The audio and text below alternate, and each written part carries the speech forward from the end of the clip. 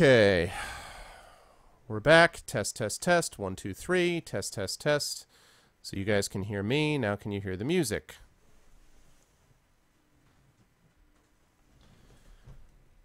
How to make a pain in the ass more of a pain in the ass. Yay, it works. Lovely. It's just stupid OBS like quirk. There's no reason that it should force you to do that. Anyway, wonderful. That's going to make YouTube video is going to be incredible lovely for that one. That's going to be a joy to figure out how to make that work. Anyway, good to see everybody tonight. Sorry about the snafu there. Everything should work fine, but because you don't plug your headphones in to begin with, all these things happen. So, anyway, music, lovely, wonderful. So sorry that the intros were all kind of messed up today, but things happen. So, first of all, good to see everyone today. Welcome. It is a pleasure to have everyone here, and yes, I hope everyone is doing well. Apologies for the tech stuff.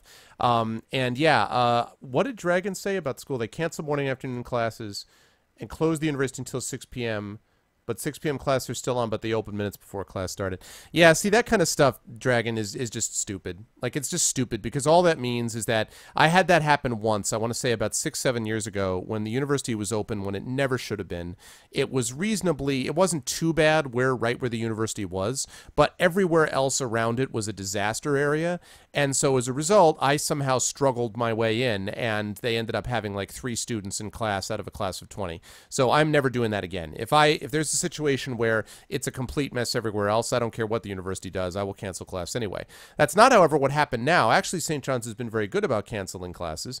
It's just that today they ended up, there was a winter storm warning all through the day today.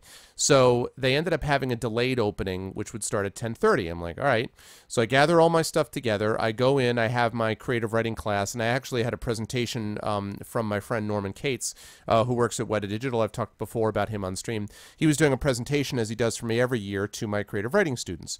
So he did that. We chatted about a couple of other things that we're working on, and then I signed off with him. Go back to my office, get all my stuff together, and go into the sort of main offices, which is on the same floor as my office, and we go to the main offices where the copiers are, so I can make some photocopies of handouts for my students in my next class. I do those, and I literally make photocopies of my fantasy fiction night course syllabus. The students I still haven't seen yet, remember, because last Monday night's night class was canceled, and I'm walking out, and the chair of one of the other departments is like, well, that was a good text to get. They've just canceled class. I was like, what? So, and they were like, yeah, they canceled class as of 3:30. So 10:30, we go in. We have class, I guess we have the one class that I teach from 1:30, from 12:15 to 1:40. Then I have until about 3 o'clock, and then they cancel class, so I missed my afternoon class and my night class again. So I've missed 2 night classes now. I have yet to meet my fantasy fiction students. I've sent emails to them, but I have yet to meet any of them. And this is the class that has 32 students registered for it. It's by far the most I've ever had at St. John's. Typically for a night course, you know, you get like 15, 17, 18, 20. That's the usual range, 20 usually at the most. So this is way, way more than I normally have for the night course. So, you know, I was looking forward to actually getting started. And now I can't do that. And here's the kicker. I come back next Monday. Let's assume that we actually managed to have a class for once. I come back on Monday, go in, I'm going to walk in and be like, all right, let's do our class. And the week after that is President's Day, which is a Monday that we have off. And oh, by the way, the week after that is is the earliest spring break in America, because we need to have a spring break the 3rd week of February, or whatever it is, the 3rd or 4th week of February. So literally, I'm going to get 1 week with my students in the night course. Then I'm going to get 2 more weeks off. And then the week that they come back is supposedly setting up for midterm exams. All that is a nice way of saying that the university is officially screwed. I have no idea how they're going to cover. Basically, Philly, yeah, basically it's a setup for the midterm. I don't have the faintest idea how they're going to get caught up. I don't have the faintest idea how we're going to do. I mean, it's just like, isn't that unbelievable, Lego? Yes. Yes, my spring break, St. John's has it earlier than anyone else, and I have no idea why. Our spring break, it's not the 3rd, I beg your pardon. It's the 4th week. It's the 4th week of February. Our spring break is from the 23rd through the 27th. So basically that last week of February. It is at least a week, if not 2 weeks earlier than anybody else. It makes no sense. So all of that is to say that this semester is completely busted as far as the night class is concerned. I mean, my day classes, I can usually absorb like a missed class. I usually build in an extra slot just in case a class gets missed because with climate change and things like that. But I am not used to having I am not used to having 2 missed night classes. I think the only time I can imagine that that's ever actually happened might have been a couple of years ago during the fall semester when Hurricane Sandy hit and the university was closed for over a week. But I mean, that was a hurricane, right? And I don't even know, So what I'm worried about is I'm going to get back. I don't even, I mean, what they're going to have to do is they're probably going to have to add a class at the end of the semester, and they're going to have to tell us about it. Last time this happened that we missed a lot of classes, they didn't tell us about the missed class until like when we were going to make it up until about 3 weeks beforehand, until the end of the semester. And I'm like, that's not going to help now because I don't need it at the end of the semester. I need it now in the middle of it. So good Lord. University of Michigan spring break is the last week of this month also. I mean, okay. I just know that, for me, spring break was always like the first week of March, like spring. The last week of February is still winter. I mean, we haven't even hit, we're like digging out from a blizzard and we're only a couple of weeks removed basically from a spring break. I don't get it. But anyway, so all that happened. So as a consequence, the nice thing about it is right now I would normally be packing up my things and getting ready to leave the campus. Normally I would leave campus about 10-15 minutes from now. But instead I'm with all of you people streaming because, well, my classes were canceled. So I'm back here. So what a mess, but at least it means that we get to stream and be with each other this way, so that is nice. So it's lovely to see all of you, despite all of the silly nonsense sort of leading up to that. So hello to Toto Herbs, hello to Sherlock, hello to Saw Demon, hello to Pav, hello to Optic, what's up Optic, hello to Murder, hello to Philly, good to see you Philly, hello to Messiah, hello to Kroonberg, hello to Kanumi, hello to Joey, Gentlin, hello Hillness, Dragon, what's up Atlas, Arcades, Shadowed, Lego, Glob, Fallen, and of course Apples. What is up everybody? I know, spring break so I could dig out my driveway, I know. I'll be back on Thursday, Lego, unless, like, weather cancels classes again. I mean, at this point, I mean, I understand that everyone likes having a day off. At this point, this isn't helping. I mean, there's a certain point where, like, like missing one class is not a big deal. Missing 1 day of classes, I should say, is not a big deal. Missing 2 days of classes is rough. Missing 2 days of classes where 2 of them are 2 once-a-week class meetings, I'm going to have to drop a book, and I'm going to have to... I don't know. I'm going to have to drop a book and figure something else out. I haven't even had the introductory class yet. I don't even know what they look like. I just have no idea. It's just crazy, crazy stuff. So anyway, but it's a pleasure to see everyone, and I hope everyone is doing well today. A couple of announcements. Apples is a surprise to me. Has a nerf for me. Well, let's see how that goes. Anyway, but it's a pleasure to see everybody. And a couple of things, just a couple of announcements about the stream. First of all, to support the stream, you guys know what to do. ! CTT for cancel class. Yeah, I'm telling you, this is one example, one small example of the impact of climate change. Is the impact it's having on schedules like this. It's just crazy stuff. So, you hope you let my students borrow other students' notes because my teacher doesn't.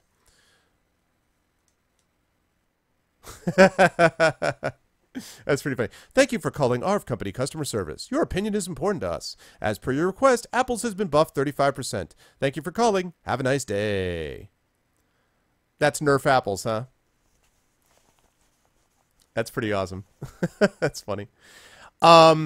So Lego, I don't know what you mean by let my students borrow other students' notes. It depends on the situation. I mean, if a student of mine has a documented disability that requires them to have a designated note taker, I've had a couple of students like that, then they let me know about it at the beginning of class and then it's fine. Otherwise, generally no. I mean, well, I shouldn't say that. If it's in the middle of class, I expect my students to take their own notes. But if a student misses a class, I often, in fact, will say, make sure you get the notes from today from a classmate. So I'll actually explicitly tell them to do that. You help drag Apples with that one? That's cool, Dragon. I guess so, Messiah, right? But no, I'll explicitly do that, Lego. So that's completely fine. If it's not something where it's like during the class and you're having somebody do it, but it's like you missed a class and you need to catch up on the notes, I will explicitly tell them to do that. I don't know why a professor would not say that. That would just seem silly to me. I don't know. Anyway, so exclamation point CTT to sort of send things out. Also, exclamation point ArvTube to join my YouTube channel. My YouTube channel is going great guns now. We've actually got 166 subscribers. We have right now over 1,200 views of the Shadowrun interview, the first video of the Shadowrun interview, which has gotten a very positive response. A lot of people really like that interview, so that's awesome. So that's going on. So exclamation point ArvTube will get you over to there. And last, exclamation point Steam group, which is almost at 200 members. We're at 198 members at last count. So we are moving up as time goes on with that as well. As far as the stream is concerned, just a couple of notes about what's going on over the next few weeks. We are continuing Talisman of Death today. We will continue Talisman of Death tomorrow. I'm hoping 2 sessions should wrap it up for us. I think probably that will be the case. After that, I'll be moving on to the X-Wing game, and I am looking at probably playing X-Wing versus TIE Fighter Alliance, or X-Wing Alliance, I should say. I better not confuse it. X-Wing Alliance. Originally, I thought that I was going to play X-Wing and then TIE Fighter and then X-Wing versus TIE Fighter and then... Number one, that's way too much. It'll take way too long to get through. Number two, even with the improved graphical versions out there, X-Wing and TIE Fighter graphically have not aged well. I actually tried them out, and I just don't think they're going to look good for streaming, especially not as a sort of first sort of serving. Whereas I do think X-Wing Alliance has held up very well, and so we're going to play X-Wing Alliance. I think it also maps much better to a modern joystick, and so we're definitely going to be playing X-Wing Alliance. That will be the next game. We will play through that. The other thing with X-Wing Alliance is there's a lot of variety in that game. You get to fly the Millennium Falcon type of ship. You get to fly X-Wings. You get to fly Y-Wings. You get to fly a whole bunch of different ships. So there's a definite benefit to doing that. So we're going to do that next, and I'll be rolling out my awesome new joystick, which I'm so pumped about, my Thrustmaster. Yes, I know. I understand. As I said, there are no joysticks made that do not have sexual innuendos associated with them. That's just nature of the beast. Anyway, we'll be playing that. And then after that, we'll be moving on to Trails of Sky by our good friend, Mr. Backburner, who donated that to me. Once that's going to be what we're playing next, and that will probably lead us up almost all the way to Pillars of Eternity. If there's a couple of sort of breaks in between, if there's like, we get to the end of Trails of Sky and we're not up to Pillars of Eternity release yet, then I'll probably play a game like The Vanishing of Ethan Carter and do that for a couple of sessions, which Shadowed Mage was nice enough to give me, and then we'll move on to Pillars of Eternity, which is going to occupy a lot of our attention throughout much of April and early May, because that game is awesome, and I'm really looking forward to that. I hope to have the Obsidian guys on to talk about Pillars of Eternity very soon, hopefully in the next couple of weeks. I hope to have the people from Ultima Ascendant, who are doing the Ultima Underworld sort of spiritual sequel. I hope to have them on fairly soon as well. And down the line, I hope to have the folks from The Witcher 3 on, from CD Projekt on, although again, that depends. I mean, that's I'm doing my best, but scheduling is rough in that regard. So we will see how those things go. I might also do a little bit of I might do the first episode of Game of Thrones, Telltale Games one as well, which Lawkeeper gave me, so we will see. Yeah, well, I mean, I'm a classic gamer too, Dragon, and I played it, but it's just not, I just don't think it's the kind of thing that's going to work as a long-term thing for people. I think it's the kind of thing which is going to be difficult for people to deal with. And also, the other problem with it is that there are 2 versions that Good Old Games released. There's 1993 version and 1998 version.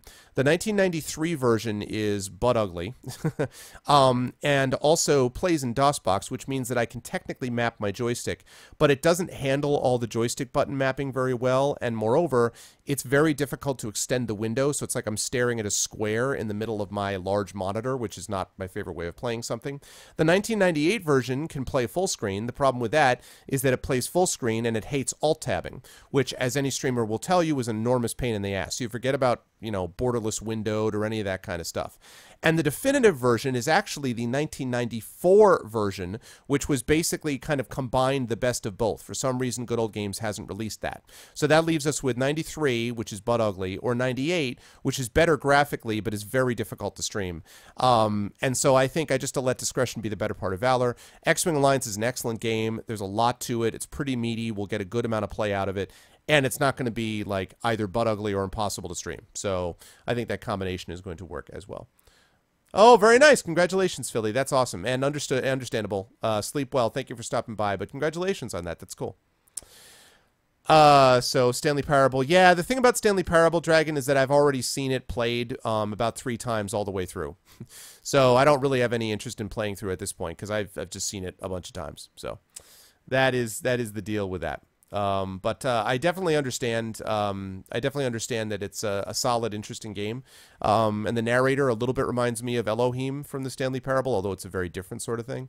So yeah, I got it. It's cool. But it's not a game I think I want to play because I've really pretty much seen it played at this point as well.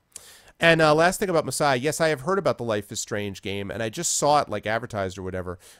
It seems kind of cool. I'm not sure that it's. I'd have to sort of check it out a little bit more before I knew it was mine.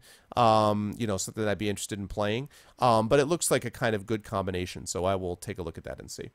Yes. So anyway, yeah, exactly. Wookiees look best in 90s graphics. That's it. That's it. Yeah, I know, Dragon. I've tried. Believe me, I spent more than a little time working on making DOSBox bigger. It does not work. There are configuration files that I've tried to get to work better. I've used my never fail resize enable button.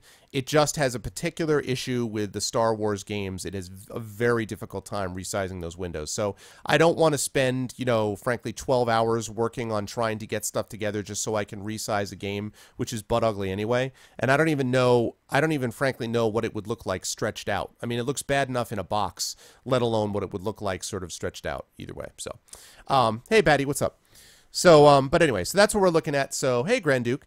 So we're playing this game. Then we're moving on to X-Wing Alliance, which I am really excited about playing that game. And then we're moving on to Trails of Sky, which I'm excited about as well. After that, maybe Vanishing of Ethan Carter, maybe Game of Thrones, depends. But then after that, definitely Pillars of Eternity. So that is what we're looking at. All right, with all that said, let me get rid of this. Let's get rid of this. Let's get rid of this. And let's turn on that. Hello, everyone. Welcome. Good to see everybody. I hope everybody is doing well. And yes, that's the deal. When am I getting around to League of Legends? That'll be a very, very long time. I will get around to that in many, many years from now, when it's called League of Not So Much. I didn't like a game, so I put it in a box. Oh, man. That's right, 1024. I'm streaming in full 1024p. That's right. Yeah, right after Five Nights at Freddy's. Exactly. Right after I play that, and then right as soon as I play Call of Duty Advanced Recon. All those games, I'll just line them up, you know. And then I'll play Slender Man. Oh yeah, those are all the games you'll see on Arv will never play these games. Thank you, Messiah. Alrighty, so with that said, it is time to get some our gamebook swerve on, people. The time has come, so let us switch over and let us move into the power of Talisman of Death. All right, let's get moving on here. League of mildly well-known rumors. Yes, exactly. All right, give me the sorcery project. Run. There we are. Now, please load their most recent playthrough. Talisman of Death. There is Silmara High Rest. Little Kitty Island Adventures. Call of League, Slender's Recon. Okay. And I also need some music, so let's throw on some Super Guitar Bros.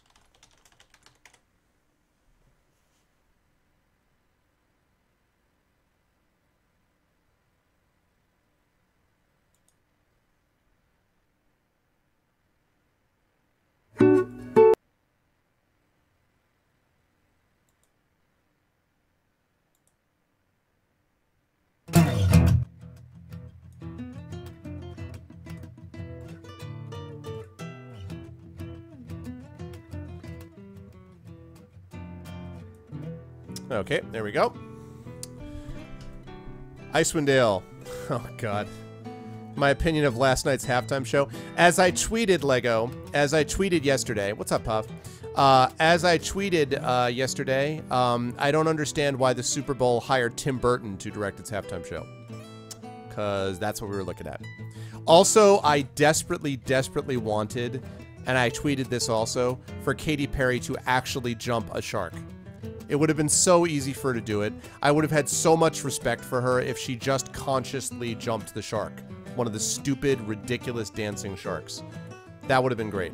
And other than that, I mean, it was Katy Perry being Katy Perry. Like, I don't even know, I have any idea what just happened. I was just like, what? I imagine the NFL was like, what? If anyone can explain what the hell actually happened, I would love to know, because I'm just craziness. Katy Perry's amazing. She's something, Messiah. She's something. She's a person who sings sometimes. I mean, like, her performance was fine, but and also, when the hell did Missy Elliott become relevant again? Like, oh, they're like, oh, Lenny Kravitz, blah, blah, blah, blah. And, oh, God, the Pats. Yeah, they deserve one last Super Bowl. I guess that's what the Seahawks thought when they gave them the game. That last play, that last call, was perhaps the worst call in the history of football.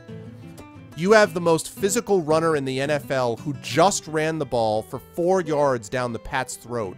You're at the 1-yard line now with 30 seconds left to go and a timeout, and you decide to throw a quick slant across the middle. It was the stupidest play call I have ever seen. And if Pete Carroll was not a Super Bowl winning coach, you would fire him over that decision. It was the stupidest decision I ever heard. I mentioned last night, I tweeted that maybe Belichick was saying to Carroll, thanks for the game. The Patriots were given that game. That the Seahawks were about to win it easily. There was no question that he was going to run the ball in. No question. And they were like, here, let's throw the ball. It was so terrible. So terrible. Yeah, well, that too. Yeah, and then they also didn't cover themselves in glory. I know, I was really and I was rooting big time. What's up, Strike? I was rooting big time for the Seahawks. First of all, I don't particularly care for the Patriots. Secondly, I like the Seahawks. I mean, like, yeah, I know, it's true, Jinto. I mean, like, I was just like, and then they were talking about matchups. I'm like, matchups? You have Marshawn Lynch. Oh, God, and then the offsides. I know, it was a disaster. It was a disaster. And, you know, the Patriots knew they had lost. Especially after that amazing catch that was, oh my God.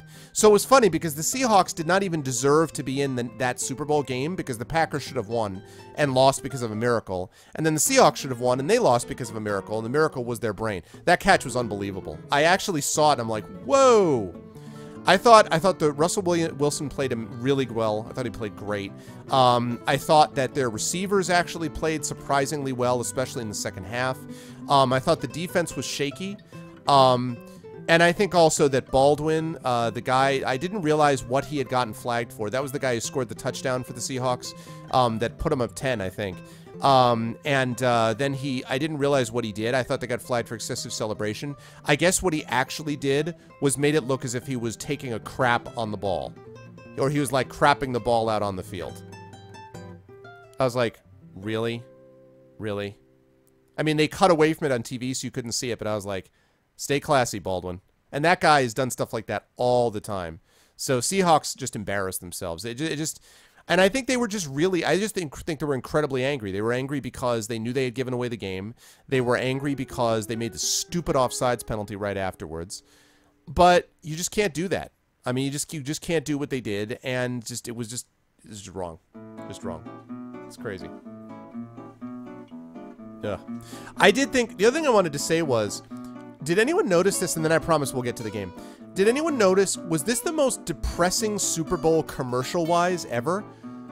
Every single commercial was like, well, you got to be a better dad by being with your daughter, because soon they're going to grow up and leave and go to Afghanistan and probably die. And boy, you better make sure that you're with your children, because they're going to go off. Or the Nationwide commercial where it's like, hi, I didn't get a chance to be a kid because I'm dead because of an accident. I was like, the freaking hell?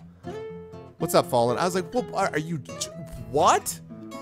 We were just like, my wife and I were like, is this like a large, like massive scale seasonal affective disorder affecting the advertisers? What the hell was going on? I was like, ugh. And I thought the commercials were like, okay. I kind of liked the Run Like a Girl commercial. I didn't think it was as amazing as everyone else did, but I thought it was interesting. I thought that the other commercials were fine, but not amazing. But, like, I just didn't understand what was going on. Like, yeah, the sticker, that's true. The Snickers commercial was okay. That was pretty good. The Snickers commercial was decent. Yeah, the Snickers commercial was decent. No, but that's the thing, Strike. Like, my daughter was, like, right next to me, actually snuggling with me as we were watching football, which was awesome, by the way. And I was just like, what? I just was really not happy about it. Was the Nissan one? Yeah, but again, though, Hillness, wasn't the Nissan commercial the one where he's playing Cat's Cradle? When the cat's in the cradle and the silver spoon. That one? Is that what you're talking about? The Harry Chapin song? Because, I mean, like, it was a nice story. I guess it was a nice commercial, sort of, except that I don't really know what the message is. The message is that his dad was away all the time that he was growing up. And then he came and started picking him up in high school, and now it makes it all better. How about you had actually, you know, been with your kid the whole time that he was growing up? I just didn't get it. It was like, so he got to live his whole life, and then he gets to go be with his kids. Like, that's not the message of that song. The message of the song is, which is a very good song and a very sad one, is that you turn your kid into someone who spends his time only on himself and not his family. I just thought the whole tone of the Super Bowl commercials was really depressing, and I didn't understand what that was about. It was just kind of crazy. Oh, that's true. That's true. The Kate Upton one was whatever. Yeah, exactly, Hillness, right? Exactly. I'm ruining her childhood football. The Liam Neeson one, I have to say, the Liam Neeson one was good. I like that. But that was mostly just because it's Liam Neeson. Like, if Liam Neeson, you know, I don't know, was, like, advertising Smart Water, he would just drink Smart Water and then be like, I have special skills. Skills that make it possible for me to drink Smart Water. I would still think it was good. Like, that was just Liam Neeson being Liam Neeson, so that was good. But, anyway. Really bizarre. All right, so let's get into the game. But the general thought was it was a good game. I enjoyed the game. I just thought the ending was like, what the heck? And then I thought the commercials were really dark and kind of, ugh. I thought the halftime show was just fine. I thought it was bizarre. I was like Katy Perry being Katy Perry. So, you know, strange. But it was fine. I mean, yeah, no, buy something, you horrible jerk. Exactly. Exactly. All right, let's get into the game, folks. Not that game, this game. All right, so let's summarize what we are doing here, folks. So, our character's name, as you may remember, is Silmara Highrest. This is now day 3 of working with her. She has 15 stamina, 8 skill, 9 out of 10 luck. She's got 21 gold and 6 provisions. She's got a sword. She's got leather armor. She's got a backpack, potion of fortune. She's got a golden apple. Apple's is happy about that. She's got a ring for +1 skill, and she's got a jade rose, which was given to you, you may remember, by a sage who has invited you to dinner. Who also helped you out before. You also went into a library and discovered some information about some of the gods. Fel Corinla, who is a sword mistress of the heavens, Roshaval the Good, who's god of the paladins, the All-Mother, which is nature herself, Enerkil, the breaker of edifices, who spurns order, i.e. anarchy, Avatar the One, the essence of light. And Fel Kilrana's temple, Hakana the high priestess, is the one where, that's where you can actually find the Talisman of Death. So you can find the Talisman of Death there, and as you know, you have to not only find the Talisman of Death, but you also have to leave this world and get back to Earth with the Talisman of Death, or Death will be able to come back onto Orb, the world where you are, and basically destroy the world, which would be a big problem. So that's the deal. I vote to replace Samara with Liam Neeson. So anyway, I know, I was like, I have something for Liam Neeson. That was really funny. So yes. So that's where we stand as we begin the game. And let's see, I don't think Kilobyte is in here. Is Edgy Koala in here? Let me see. Let me actually post. Is somebody willing to take on a continuing the sort of, how do I put this? The impromptu mapping. Because I want you guys to be able to have a basic mapping system in place so you vaguely know where you're going. And let me actually find out where we are here.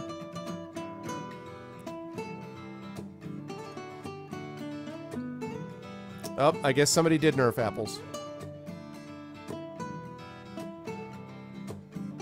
Let me go find the message where he sent this to me, which is not there.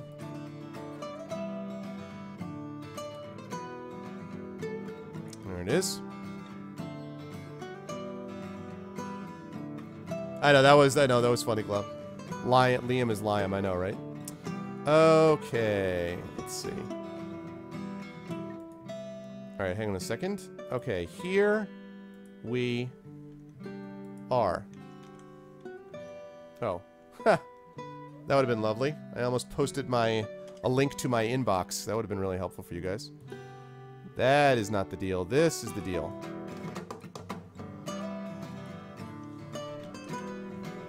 There we go. Yeah, BMW, man. BMW had some commercials going on. There were some serious commercials that BMW had.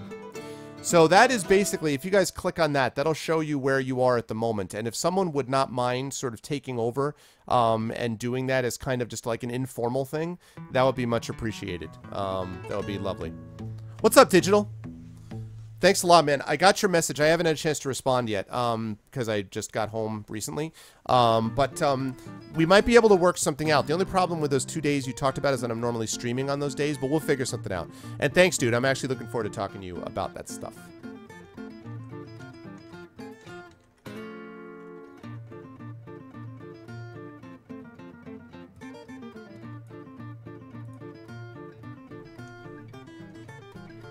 Wait, is Zyron in here? Did Zyron show up? Oh my god, it's Zyron. Zyron, what's up, man? Hey, what's up, Law? I just saw that. I thought you guys were joking around. What's up, Zyron?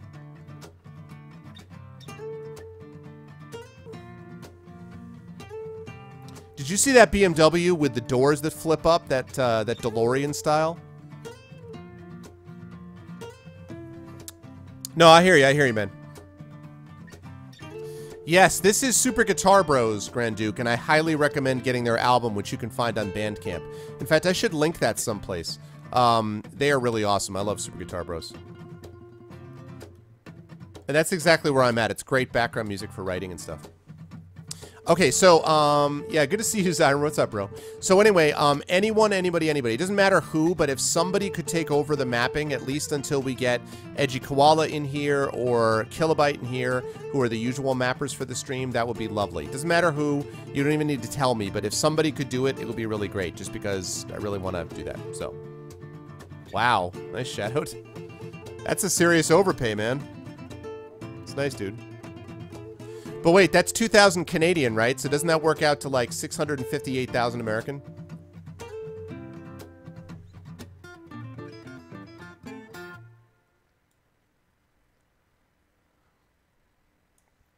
Oh man. Okay. So, let's see here.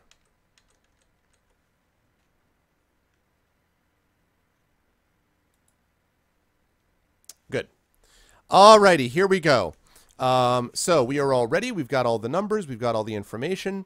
We've got all the stuff ready to go. And our save point is, you've had 1 death so far, by the way. And your save point is, there we go. Save point is 98, I believe is the page. Let's make sure I got that right. Yes. So 98. What's up, Red Sniper? Good to see you, Sniper. All right, folks. So 98. So the question is, chat, we are ready to go now. Chat, are you ready? Are you hyped for Talisman of Death? Chat, are you ready to be a hero? Are you ready? Are you ready to be the victor? If you are ready, let me see that hype.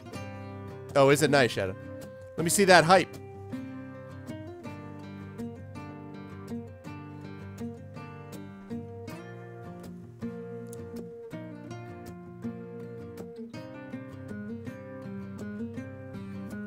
Let's do this.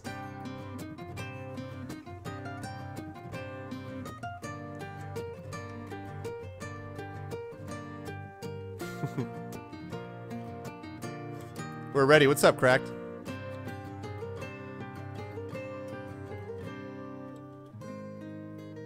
Welcome to the Fighting Fantasy Championship.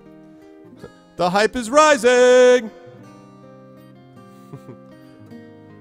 Are you ready? Can you dig it? I am a hero. That's right. You are a hero. All right.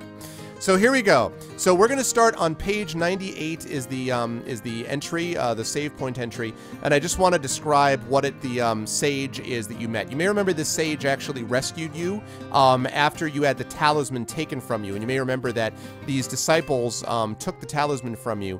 They were going to take it from you, but then these priestesses, these warrior women came along and basically got rid of the priests and picked up the talisman and took it to this temple.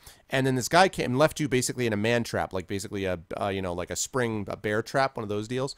This guy came out and actually you end up staying up overnight, and he gave you food the next day, and you decided to tell your story to him. So this is what it is that he says.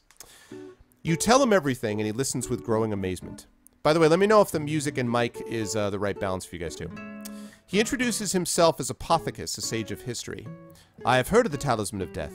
You must recover it at all costs. He suggests that you enlist the help of the Thieves' Guild, as he doesn't think you can recapture it alone. It will be in the temple to Fel Karinla by now, I'll warrant. Hakana, the High Priestess, will be holding it there. Go to the Red Dragon Inn on the Street of Seven Sins. It is dangerous, but you may make contact with the thieves there. He gives you a breakfast of savory pancakes and invites you to dinner that evening, saying that he will try to discover more to aid you. In the meantime, he says, take these. He hands you 5 pieces of gold and a ring. It is a ring which increases your skill at arms. Add 1 to your skill score while wearing this ring. As you leave, he gives you a jade rose. When you return this evening, show this, and I will know that you are not a shape changer. You take him for his help and leave the bungalow. Will you go to the Red Dragon Inn, as he suggested, or head for the temple? So this is your first choice. Red Dragon Inn or temple. And for those of you who don't know how this works, Shadowed or Apples or someone else in chat, one of my mods is going to set up a poll. And then to vote in the poll, you simply go ! choose, and then the number that corresponds to the choice you want to make. So they're going to make this one. And Shadowed has just done it. So if you want to go to the Red Dragon Inn, vote. All you have to do is go ! choose space 1. And if you want to go to the temple, you go ! choose space 2. That's right, Glub.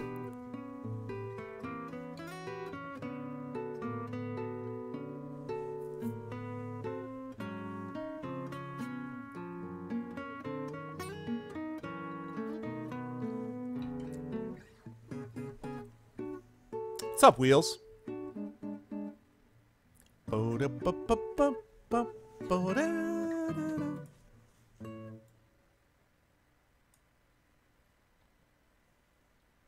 Rush to your death.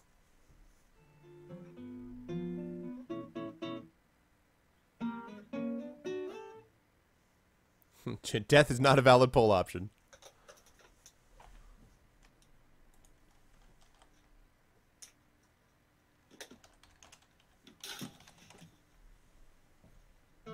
Alright, looks like people are 11 votes to 2 votes for the temple. Alright, that's pretty definitive, I'd say. Alright. Red Dragon Inn it is. Okay. You take a side street which leads towards the Street of Seven Sins and are almost pushed aside by a couple of students in blue togas. They are quarreling and begin fighting in front of you. It seems one of them disagrees violently with something the other has said.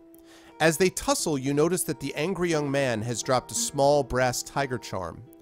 Will you, 1, interrupt the quarrel and give the charm back, 2, ignore them and go on your way, or 3, pick up the charm? So, interrupt the quarrel and give it back.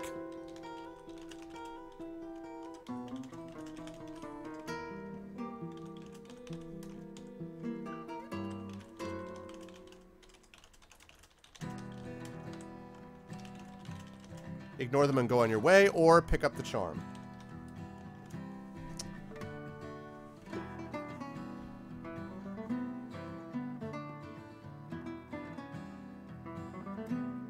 Wow. Really? You guys like, pick up that charm.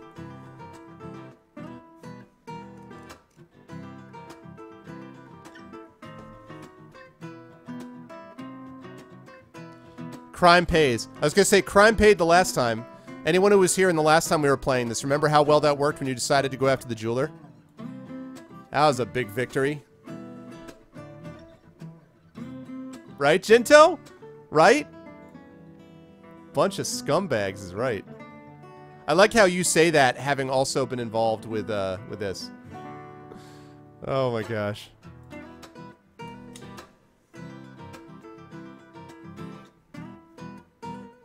Open the safe. Yep, see? That's what I'm saying. That's what I'm saying. Exactly. What alignment are we? It's a good question, Grand Duke. Right now, I'm thinking you're chaotic neutral. It's my best guess.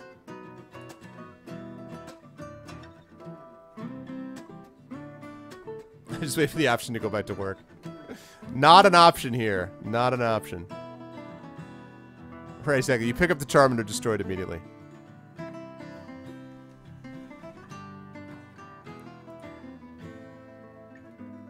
Interrupting if charm 0 votes, 1 vote, 10 votes.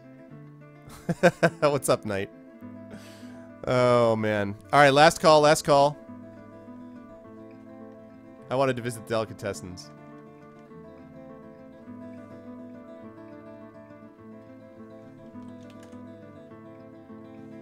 Last call. I pick I'm very confused and overwhelmed. What's up, Trollware? Thanks for the host, by the way, Troll.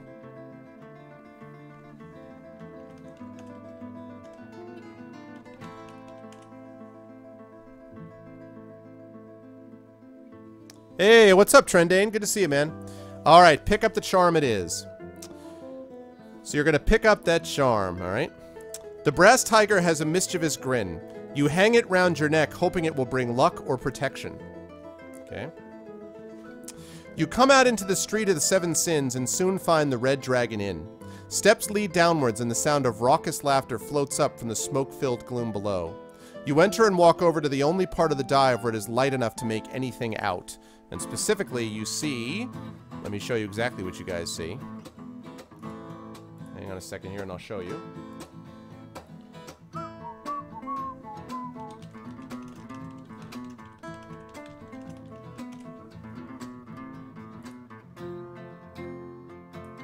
Alright. A second here. This is what you guys see.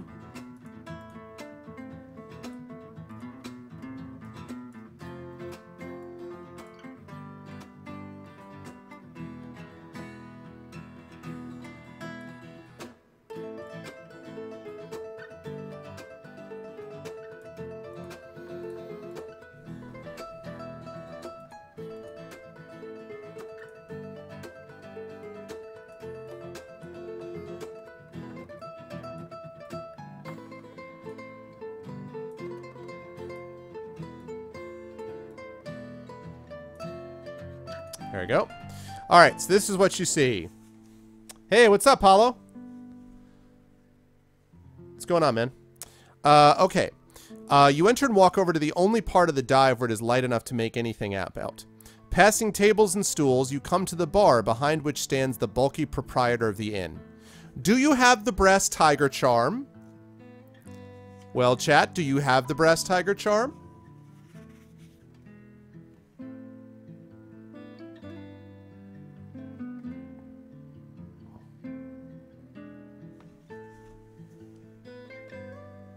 Do you have this brass tiger charm? Mm-hmm. Yes, you do. You stop at the bar and are about to ask the barman what there is to drink, when you hear yourself saying, "You fat pig, pour me a drink before the sight of your squalid, pus-ridden face makes me vomit." The barman stiffens, astonished and incensed. He gives a strangled cry of rage, grabs his club, and hurtles the bar. You step back, drawing your sword. Your eyes have adjusted to the gloom, and you notice that some of his customers are rising to their feet. They are the most disreputable bunch of villainous-looking cutthroats you've ever seen. One has a scar running from his ear to his chin. You must fight the barman and one other. Well, well, I wonder why they were fighting in the street, chat. Why do you think they would have been fighting in the street now? Can anyone tell me why they might have been fighting in the street?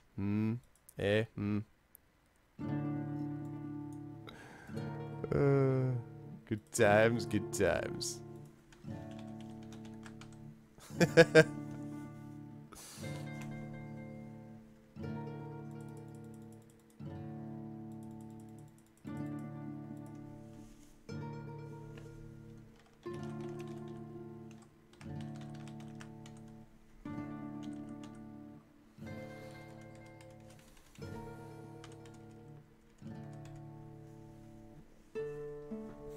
Because they were street fighting men. Exactly. All right. So there we go.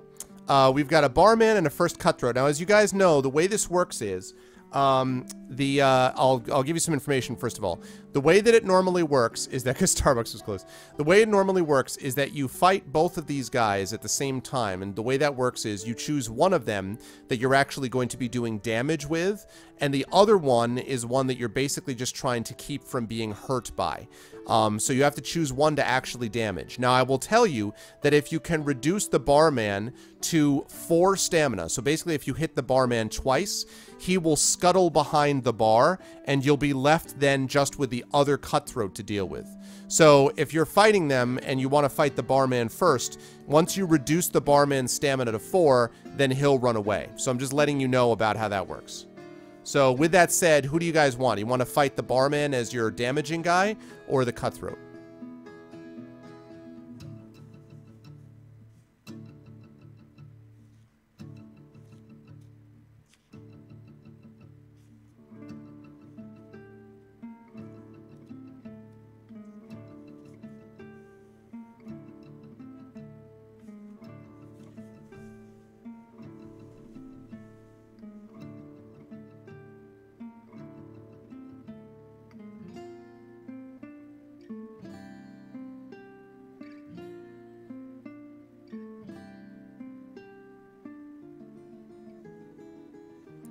So again, if you reduce the barman's stamina to 4, then the barman will be out of the fight, and you can then concentrate on the other dude. What's up, Fram? Victory's not a valid option. Again, by the way, is music okay? Volume for everybody? Is it?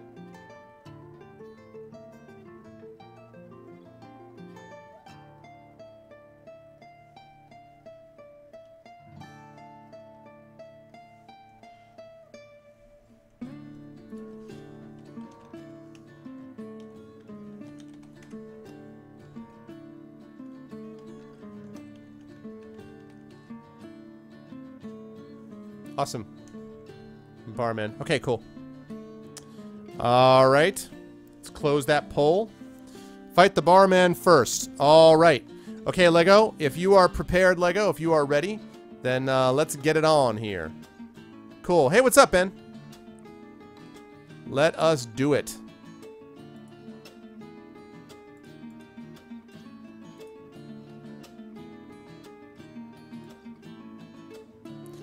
So let's see what we got. For those of you who are new to the stream and haven't seen this play before, the way it works is Lego, who is the designated dice roller, is going to roll 2 dice, 2 6-sided dice. We're going to add that to his skill, and then I'm going to do the same thing here on my screen and add it to the monster, in this case the barman's skill. Lego's got a good start, so that's 18. That means that the barman needs an 11 to tie, a 12 to beat, and he gets a 10, which is good, but not good enough. So you hit him and knock him down to 6 stamina. He stumbles back. Then we get the first cutthroat. So now we're going to do a second combat round against the cutthroat. This time, and it's 7, so that's a 15. Again, this is just to see if you manage to avoid being hurt. So he needs a 7 to tie, an 8 to beat. He gets a 5. That's not enough, so he does not end up hitting you. He does not get hurt either, but. Okay, now we're back up to the barman again. 6, so that's a 14. So 7 to tie, 8 to beat. He gets a 2. The barman is immediately hit again, and he scuttles back behind the bar. All right, nice job, guys. Well, way to go.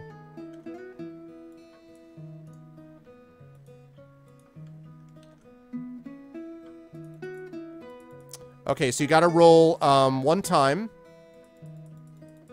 So 1 time, Lego, you've got to roll against... okay, there's another 6.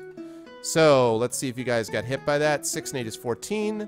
That means he needs a 6 to tie. Oh, a 10. So he does hit you. Boom. The good news, though, is that now you're fighting him straight up.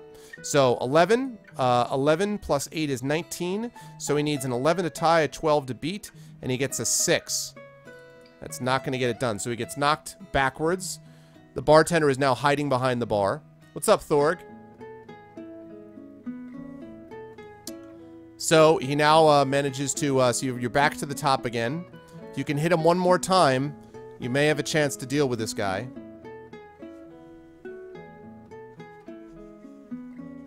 See what that next roll is going to be.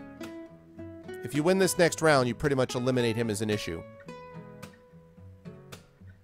Because you just defeated the barman. I told you, Lego, before. Okay, see you, Fawn.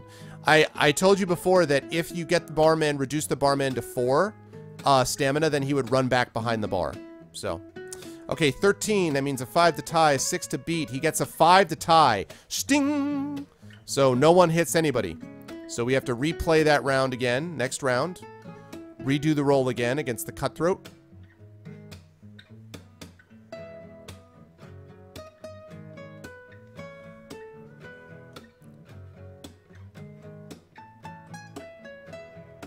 Alright, 6, so we need a 9. It's not going to get it done. I'm hoping getting the bad rolls out of the way right now. Okay, you got hit again. You're down to 11 points of damage. This is a bar fight, exactly. It's exactly what this is. Alright. One more time. What do we got here? What do we got?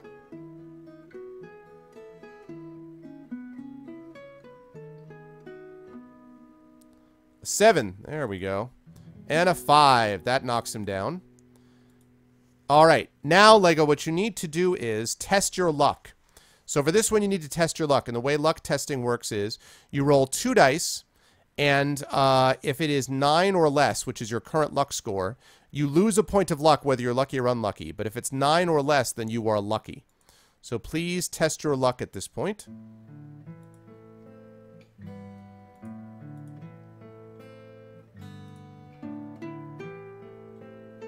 Nine. He was lucky, just.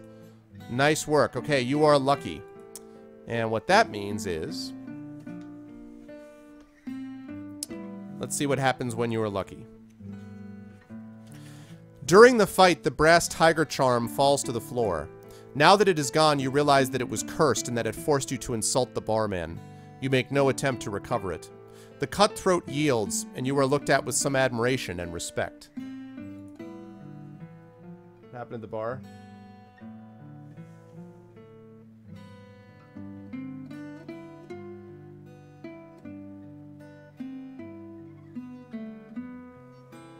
Exactly, Lego. More or less. More or less. Let's see. Where was I? Yes, the cutthroat yields and you're looked at with some admiration and respect. The barman tries to make light of things, saying, "Huh, well, you are truly a mighty warrior. You could even be a match for Tyochev." He tells you the story of how Tyochev beat Heimdall the Mighty. It seems that Heimdall was one of the strongest and most unpleasant men ever to swill ale at the Red Dragon. One day, a stranger, Tyochev, accepted his challenge to a bout of arm wrestling. Heimdall lost for the first time in his life. He was furious and threatened awful reprisals if Tyochev ever returned. A few nights later, Tyochev did return and began to insult Heimdall and 2 of his friends. In the inevitable fight which followed, Tyochev killed them all and carved his initials on Heimdall's forehead. He worships the god of insane chaos, Anarkil, and since that night, none has dared gainsay him here. Do you want to ask the whereabouts of the Thieves Guild, or would you rather ask them for aid in completing some unfinished business? So, do you want to ask the whereabouts of the Thieves Guild, or ask for aid in completing some unfinished business?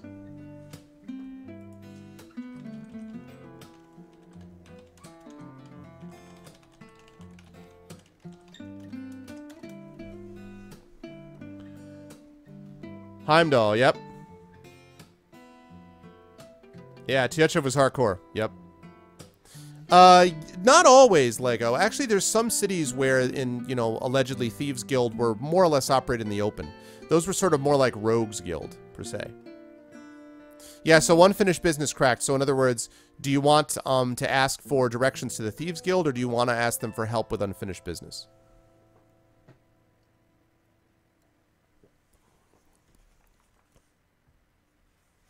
Well, I mean, my guess, the unfinished business, my guess would be, I don't know, but I'm guessing that what they mean is that it would be like skipping the Thieves Guild and just trying to get these guys to help you. I'm guessing is what that means. I think that's what unfinished business means, is basically doing the same thing, except that you're not going to the Thieves Guild. Remember, the Sage recommended that you go to the Thieves Guild. So, take that for what it is.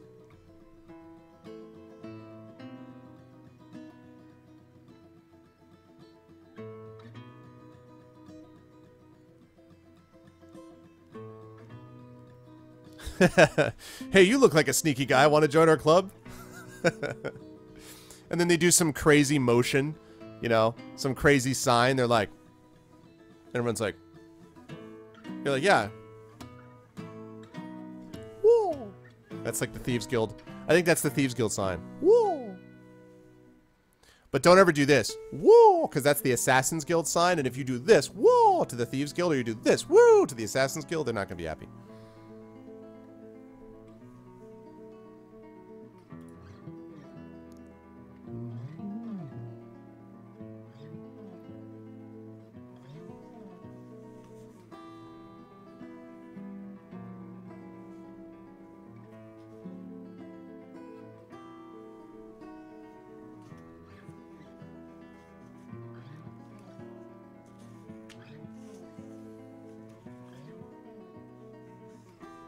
All right.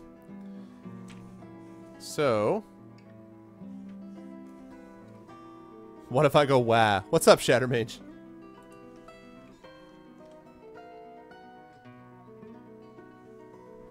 A Grease style rumble? No, you mean like a West Side Story rumble night? When you're a jet all the way. All right. So, unfinished business it is. All right. They appear interested and offer you some ale. You accept a mug and do not drink. You suggest that in helping you, they might gain a great deal. They agree to meet you and tell you to come to the Thieves Guild at midday tomorrow via the disguised coal hole in Hornbeam Road. So I'll write that down. Disguised coal hole in Hornbeam Road. You begin to talk to them.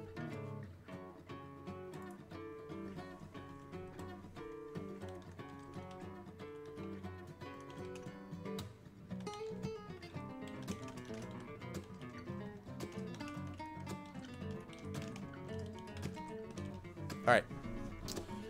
You begin to chat to them. By snapping their play. Exactly, Shatter, exactly. Okay. 2 newcomers enter the Red Dragon Ale Center.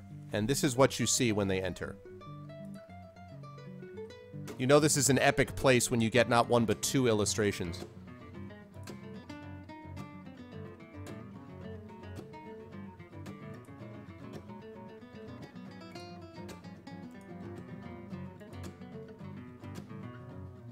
Alright, this is a second.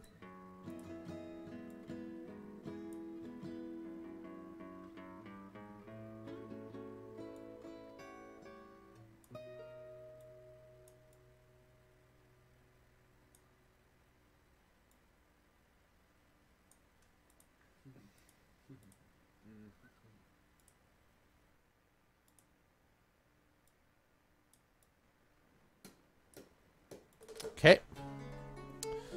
There we go. 2 newcomers enter the Red Dragon Ale Center. The first is a very tall, wiry man whose frame is draped in a black cloak. The only hint of color is his hair, very curly and dyed bright corn yellow. The second is a handsome young woman dressed in a bizarre patchwork of armor.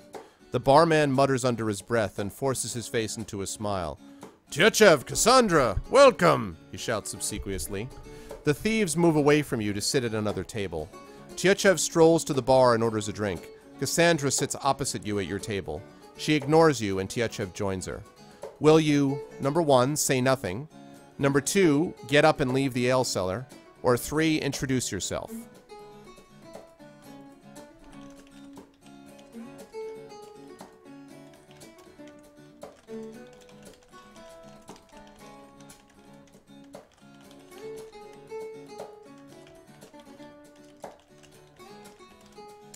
What's it gonna be?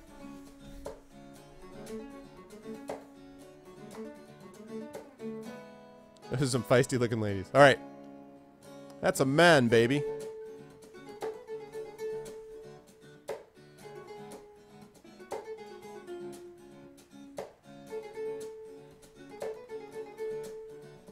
What's up, Nogbad?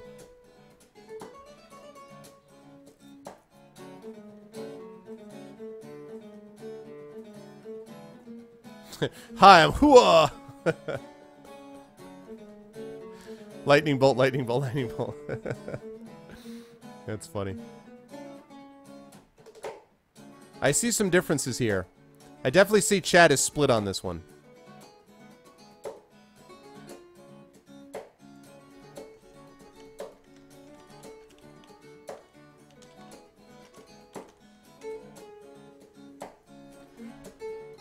All right. Most people seem to be saying introduce yourself, though.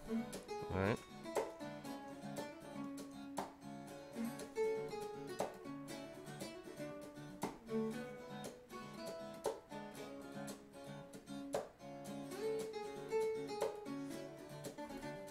All right, here we go. So it looks like the answer is... It looks like the answer is to introduce yourself. Let's see. They tell you their names are Tyuchev and Cassandra. Tyuchev says, "You're a newcomer. What brings you to the Red Dragon?" The beautiful Cassandra takes a dagger from her boot and starts to toss it end over end, catching it each time by the tip. What's up, game? As you consider your answer, she tosses it again but does not catch it. It buries itself in the table a centimeter from your hand. Will you say that you wish to meet some thieves, say you came in for a drink, or tell him to mind his own business? I would remind you what the bartender told you about Tyuchev, by the way. Just saying. So, say that you wish to meet some thieves. Say you came in for a drink. Or tell him mind his own business. What's it gonna be? Yeah, right? Exactly, Ben. Nice skull you got there. It'd be a shame if someone carved their initials into it.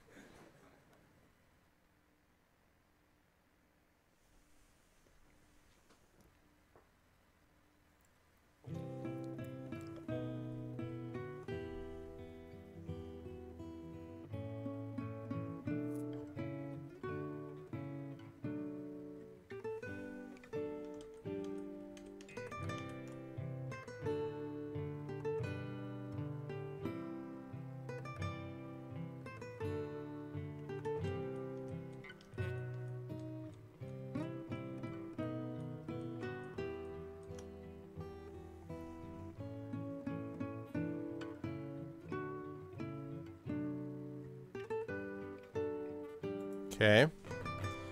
See, we have some difference of opinion here, too.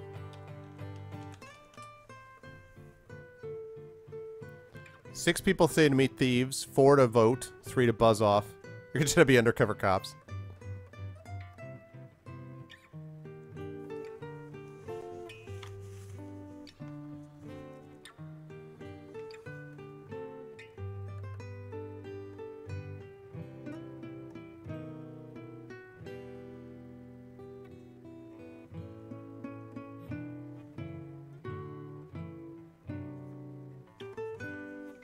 I'm looking for some sailors. Alright, last call, last call.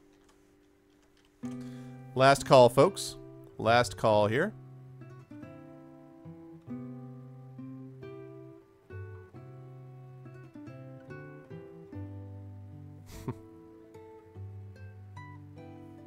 It's Cassandra with a C, Lego. C.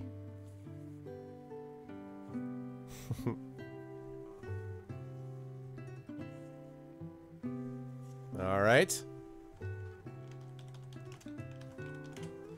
And the answer is meet thieves, people say. All right. I am a thief, among other things, says Tyuchev. Why do you wish to meet thieves? You tell them that you have some unfinished business and need some help. Ah, yes, he says, but I am needed at my temple. I am not interested. Will you take your leave and go up the steps out into the street, or tell him that the business involves the Talisman of Death? Will you take your leave and go up the steps out into the street, or mention that the business involves the Talisman of Death?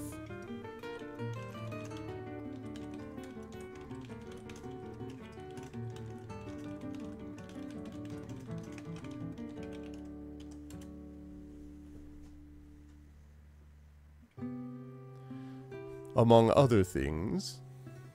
Yes, yes, no, I got it.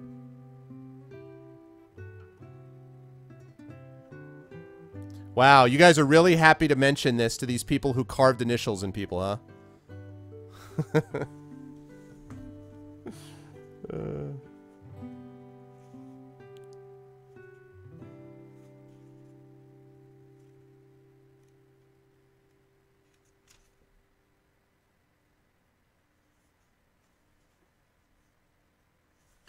I know, right, Knight? Exactly.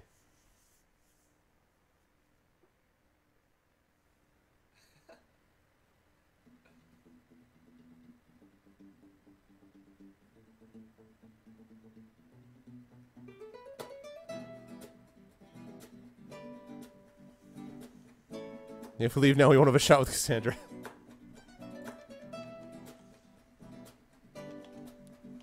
Oh yeah, that's how you see it, Lego? That's how you see it. Alright, last call, people.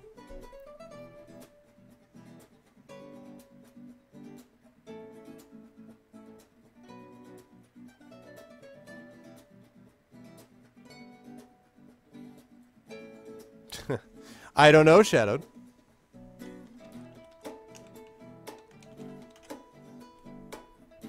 I know, right? What's up, Shadow Gazer? Alright, looks like people want to mention the Talisman of Death. Alright. Alrighty. They betray a flicker of interest. Tyachev calmly says, I have no time for such adventures. But his curiosity is obvious. You begin to think you may have made a mistake in telling them and get up to leave. As you climb the steps to the street, you see Tyachev walking over to the thieves. You step out, squinting against the bright light of the late afternoon sun. Add 1 luck point for visiting the Red Dragon Inn and living to tell the tale. I forgot about the fact that you were down 1 luck point for that previous Brass Dragon, so you get 1 point back. You are back in the Street of Seven Sins. If you have met a sage and he has invited you to dinner, you may go there now. Do you wish to go to dinner with the sage or not? So remember, the sage invited you to dinner and said he was going to give you more information. So, dinner with the sage or not?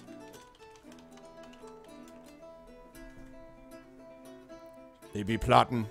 Every day they're plotting. And night, Helms. Thanks for stopping by, man.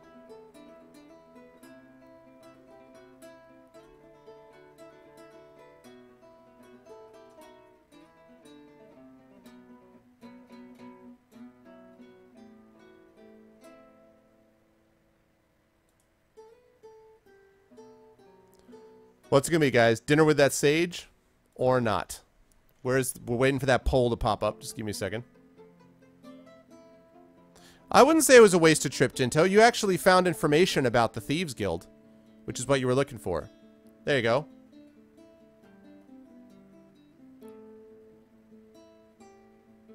You did get a luck point. I know, right? And are you hanging out with Parsley, right, game? Parsley, sage, rosemary, and thyme.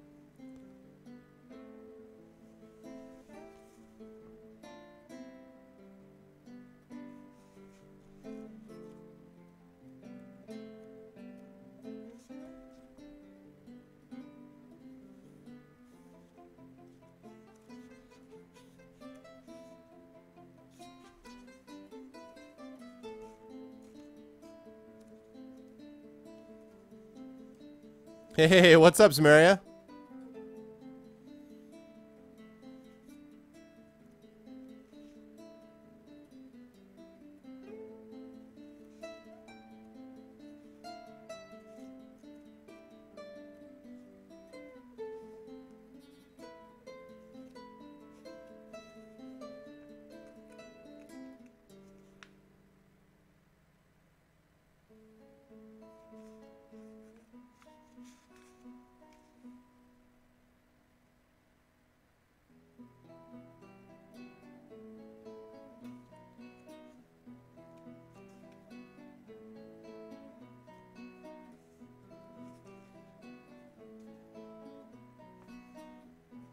Okay.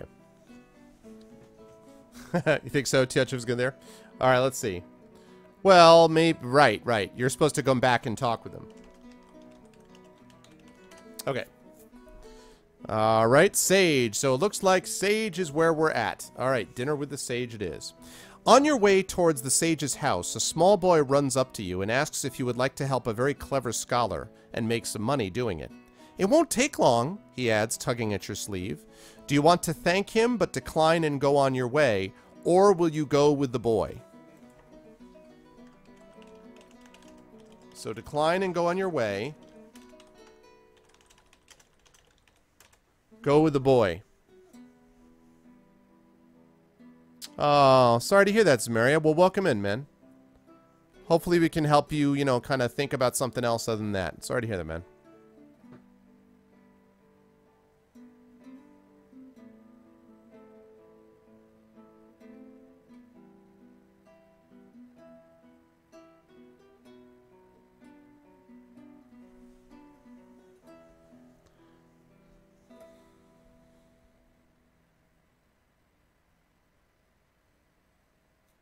Oh, you guys are like, the hell with that noise. That's funny.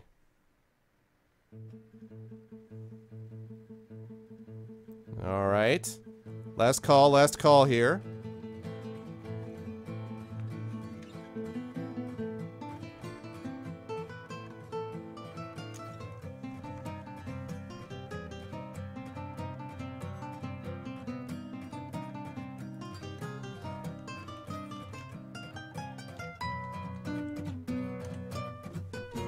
All right, 11 people say the hell with that. It's always a trap.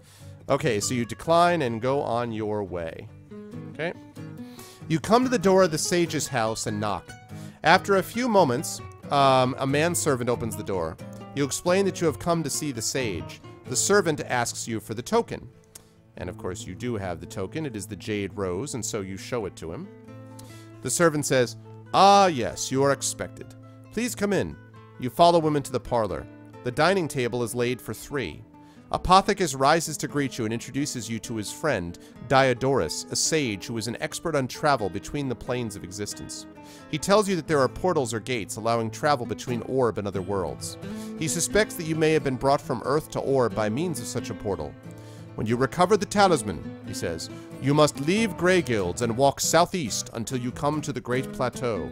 Mount Starreach, the tallest mountain on the plateau, has at its summit one of these portals through which you must pass if you wish to return to Earth. So let's put that note in there first. Let's put that note in there first here.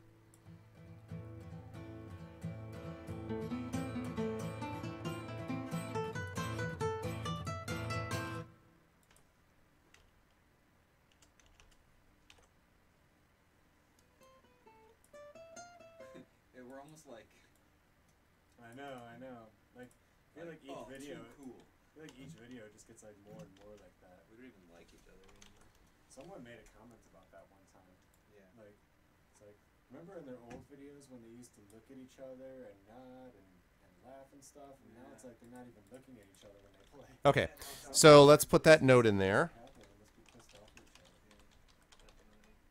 So much drama in SGB. Super drama bros. Plateau, and at the summit...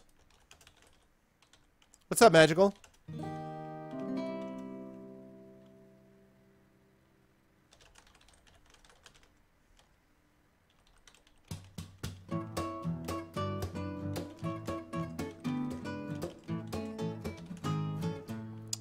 Mount Streech is the portal. Okay. No. No, not so far as I know.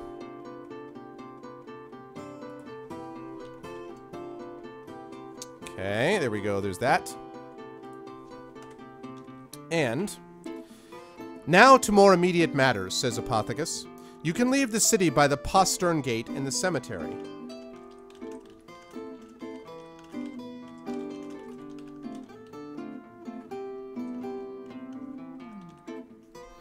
If you get into serious trouble, you may be able to call on the All-Mother for aid. To do so, cry, All-Mother, nature herself preserve me. So for help, this guy's giving you all kinds of advice.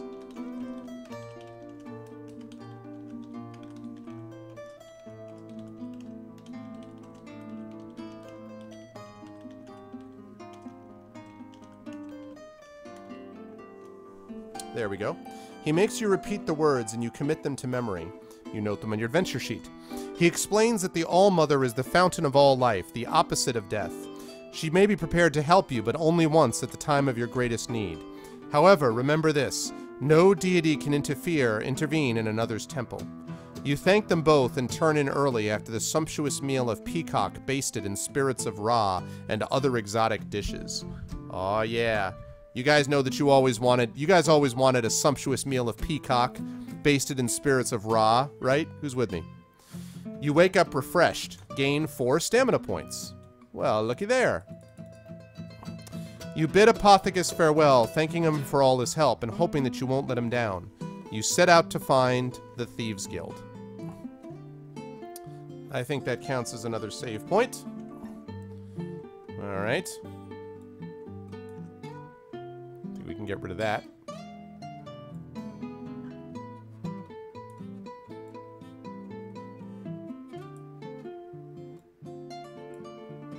That's right, I just realized I can't do that.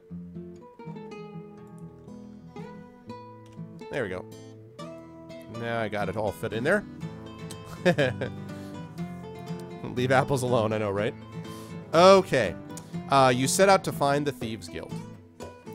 As you set off, you see a small group of people clustered around a man wearing a flowing gray cloak and one dangling gold earring. He is making huge bunches of flowers appear and disappear to cries of delight and amusement from the crowd. Will you try to find a way into the Thieves Guild, try to regain the talisman on your own without the help of the Thieves Guild, or stay and watch the magic? So, will you try to find a way into the Thieves Guild?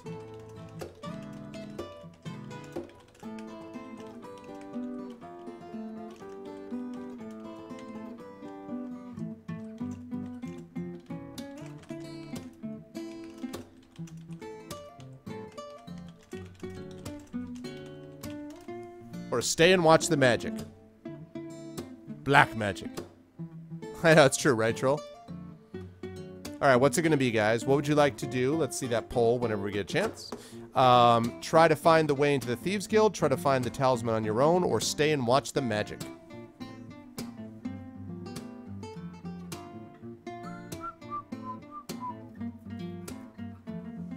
Thank you, Shadowed, very much. Much appreciation, much love to Shadowed for doing such a great job, by the way, with handling these polls. Excellent job, sir. Also, thanks to Apples for managing the retweeting stuff tonight, setting up the CTT. Thank you, sir.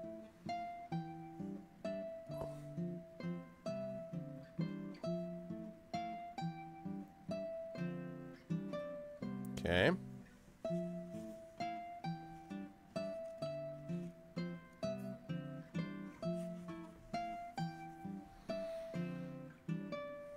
I know, right, Knight?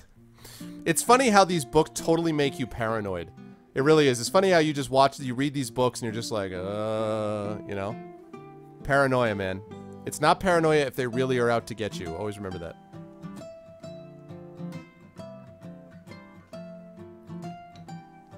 I think what we've learned here is that this city just sucks. I think that's pretty much it. Pretty much the city just sucks, except that the sage is a good dude. Pretty much the sage is a good dude and everyone else is really sketchy. It just is fire trapped, you were dead. Arcade says a possible point too. Could be.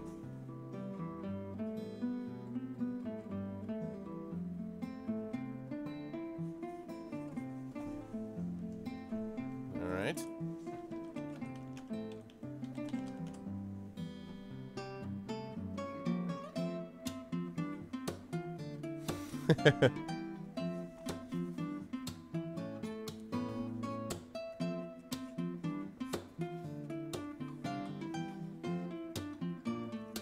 Okay.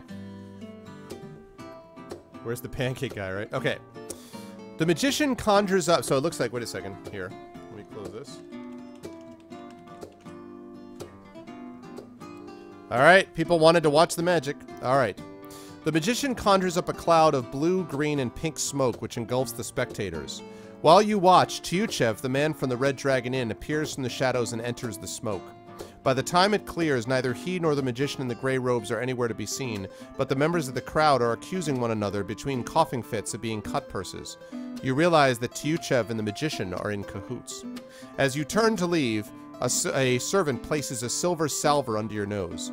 It bears a gold-embossed card inviting you to take sherry with one Mort Filio. "This way, if you please," says the man. You ask who Mort Filio is, and he replies, "One of the elders of the city," but says no more. Will you go with him or decline the invitation?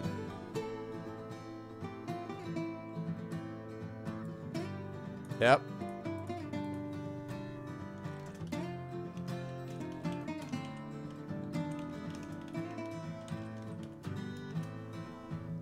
Will you go with this guy to find this Mort Filio dude or decline invitation? Well, he had watched that magic show, right, Nate?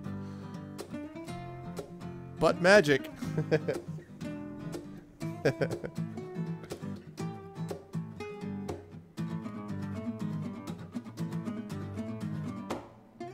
I like the way the chat thinks, by the way. I like the idea that I can't really tell yet what chat is going to do, but I like the idea that some boy comes up to you being like, hey, can you help my master? And you're like, get out of here, kid. But some dude called Mort Filio, you're like, sounds like a plan. You guys crack me up. You're like, look, we can't trust a boy, okay? But Mort Filio, totally trustworthy. Oh, you guys are funny.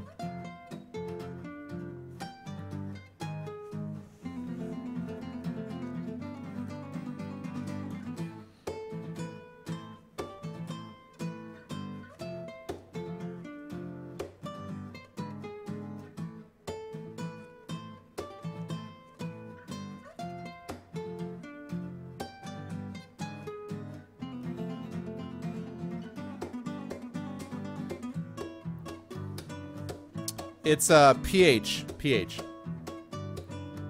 Your father's name is Mort Filio? What? Is that true? That's not true. Is that really true, Lego? That can't be true. Because that's actually exactly how he spells it. It's Mort Filio, except it's all one word. So it's just Mort Filio. That's really cool, Lego. So basically, I guess you're going to meet Lego's dad, I guess. If that's true. Philly cheesesteak sandwiches. It'd be so awesome.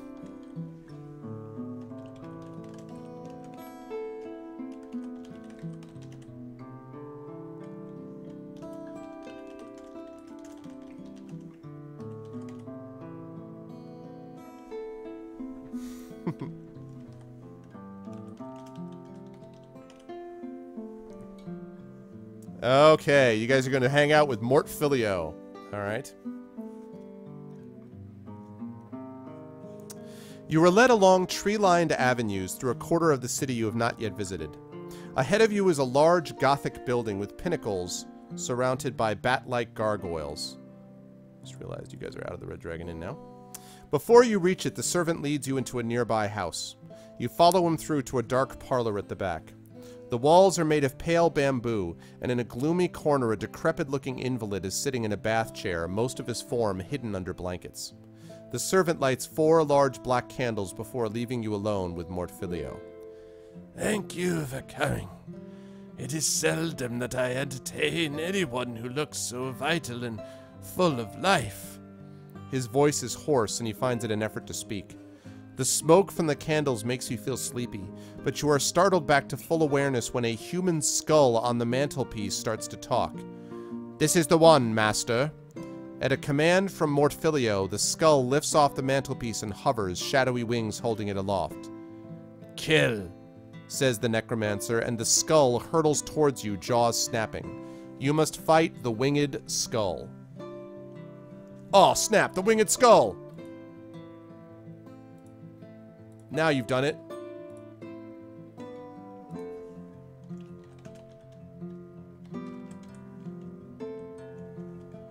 I'm sure this will be fine.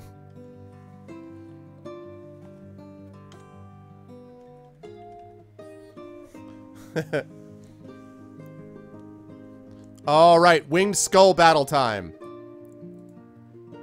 Your boy Mort Filio is sending a winged skull at you. Right after the dinner with the sages shadowed. I put it down. Right after the battle with the sage, the dinner with the sages. All right, Lego, whenever you are ready, sir. Gonna wreck Skullface. I will say that this book has a lot of stepping in it that gets you to other things, though. I will say that. There's also some things that can cause you to just be permanently, you know, but. All right. Go ahead, Lego, whenever you are ready. You're dealing with a... Oh, can you not see it? Sorry. Sorry, my fault. Beg your pardon. Crowded. There we go. Winged skull. My bad. What's up, gent? Sorry about that. What's going on, gentlemen? You're about to fight a winged skull, gentlemen. There you go. Winged skull.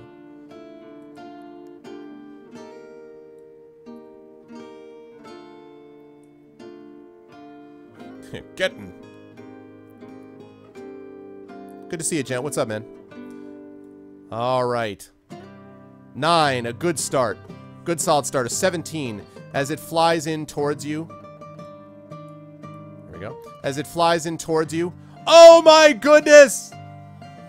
17, but it rolls a 19. Whoa, whoa, whoa, pow!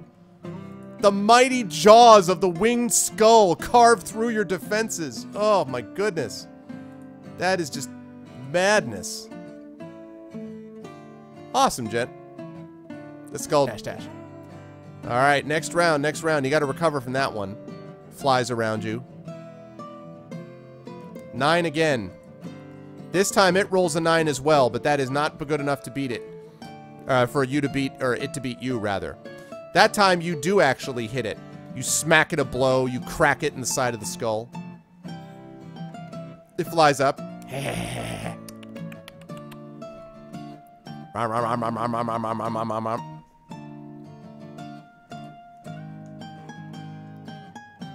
What's up, Nogbad? I don't know if you need luck yet.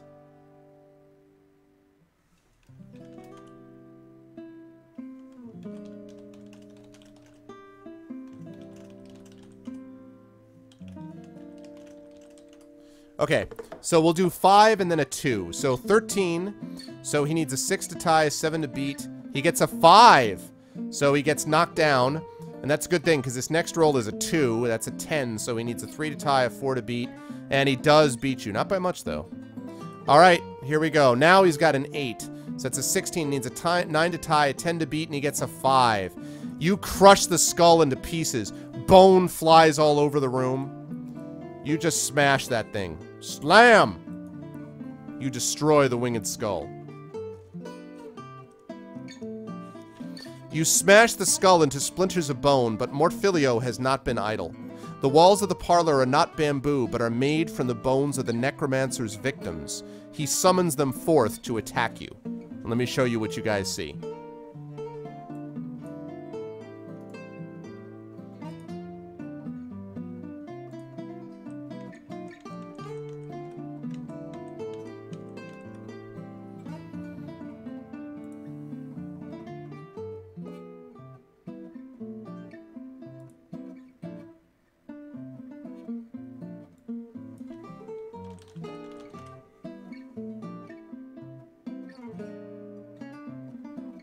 There we go. Give me a second while I pop this up here.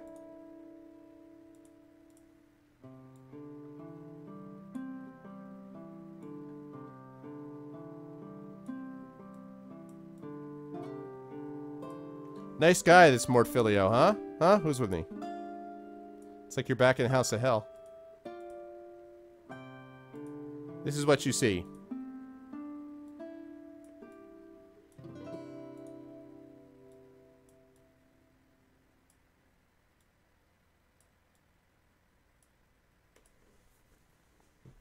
The kitchen is doom. Surprise, skeleton army. He summons them forth to attack you. He is soon surrounded by skeletal warriors, and you decide to run before you were overwhelmed. The only clear way is down a long stone corridor that leads to an archway across which a black blanket is draped. You run through, pushing the blanket aside, and catch your breath in amazement. You have run into the Gothic building you saw from the road. It is the Temple of Death, and a huge congregation is taking part in a religious ceremony. Hundreds of black-cowled figures kneel at prayers in the dark, vaulted church. The black candles shed enough light for you. Hold on a second. Please move on. I don't want you... There we go. Sorry about that. This is actually good for this. The black candles shed enough light for you to see that many of them have embraced death already. Quickly, you swathe yourself in one of the black robes of worship hanging by the arch. The organ sounds a loud and doleful chord, and the high priest, Somnus, is invited to begin. He raises his arms, and his voice echoes round the vaults as he chants an invocation in the same doleful tones. The altar is suffused with red light, and a phantom lake of boiling blood appears. Emerging from the lake are 6 mounted wraiths, hunched figures cloaked in a pall of evil. The blood pours from them as they spur their black hell steeds into the aisle. Somnus cries, "I charge you, instruments of death, to recover the talisman. In unison, the long-dead lords reply, their voices harsh with the hatred of ages. It shall be done.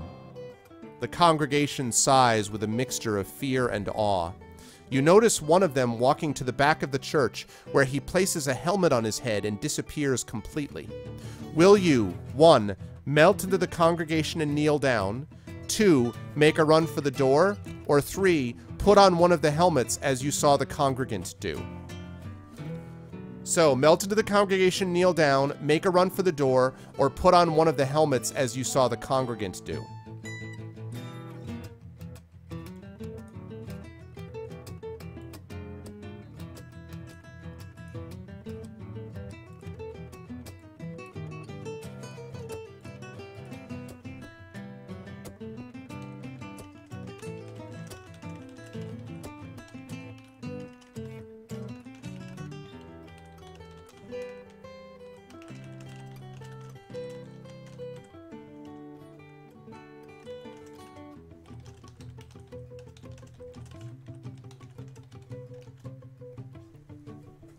All right, what's it going to be, guys?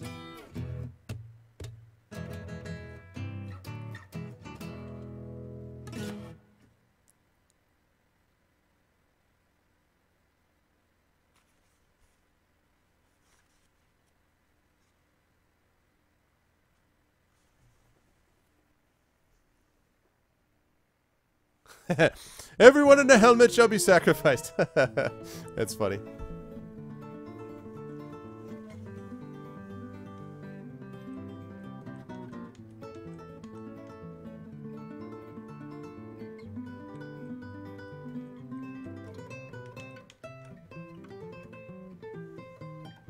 Blend in, you fools! That's so funny. Like Gandalf just like falling backwards into the congregation.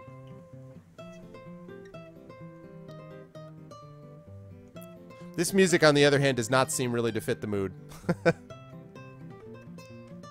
What's up, Lee?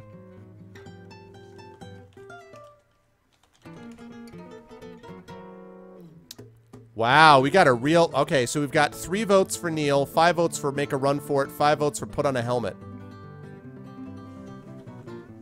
We got some ties going on here, people.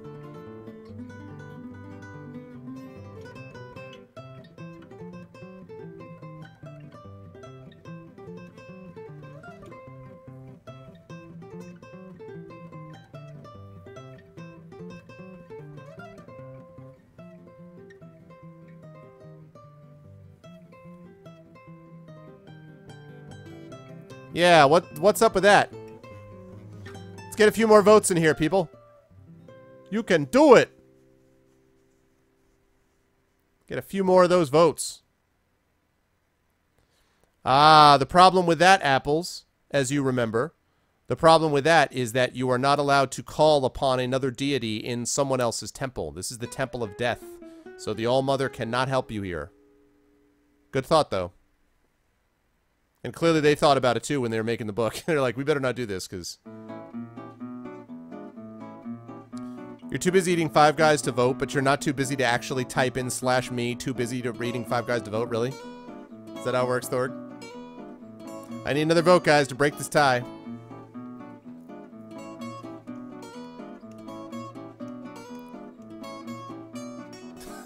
Knock a hole in the wall and then call on the All-Mother.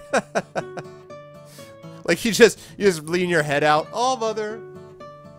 Then you'd be, like, half saved.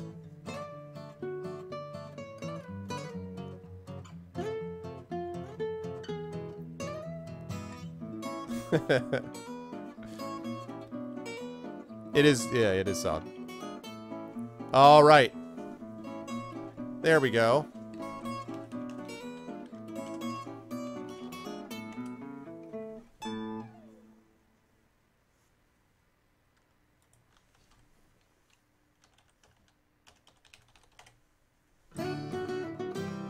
All right, helmet.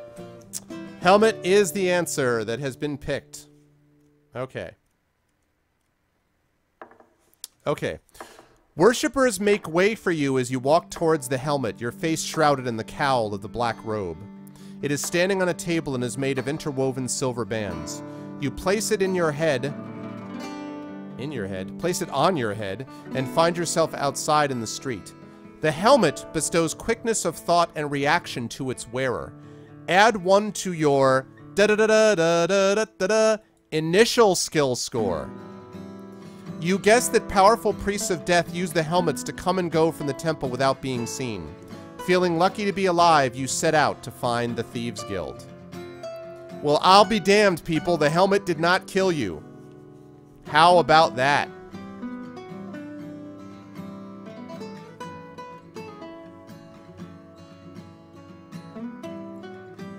Yep. Yep. This book, I'm loving this book, man. This book is so troll. I love it. The book's like, you don't want the helmet, right? You don't want the helmet. You're like, okay, I'll take the helmet. You know, and then and it's like, you're fine. Actually, you gain points to your skill. You're like, what? No, the skill should be, I just raised it. No, it shouldn't be shadowed. You guys had a starting skill of 8. I just raised it to 9.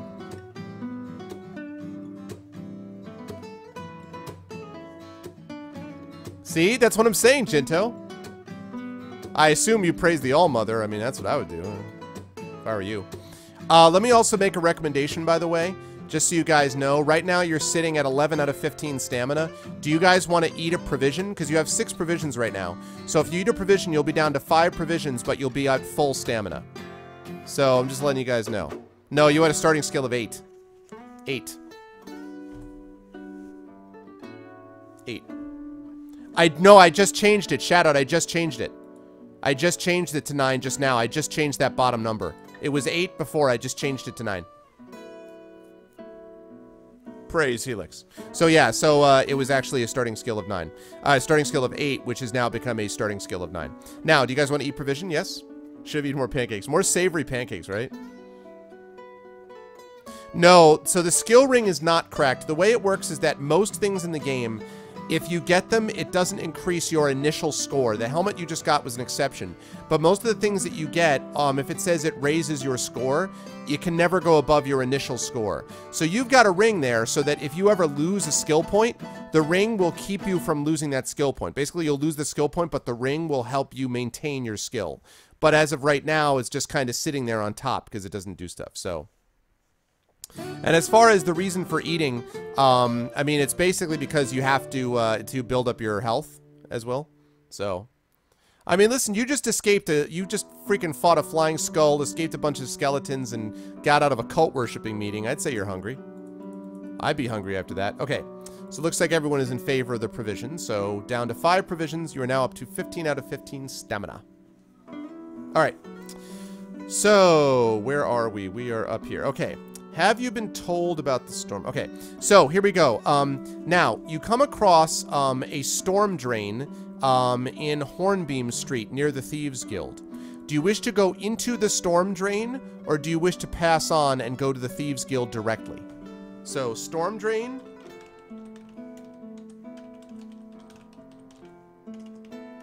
Or no storm drain. Let's give Cassandra a call, right? Yeah, IHOPs are very, very erratic.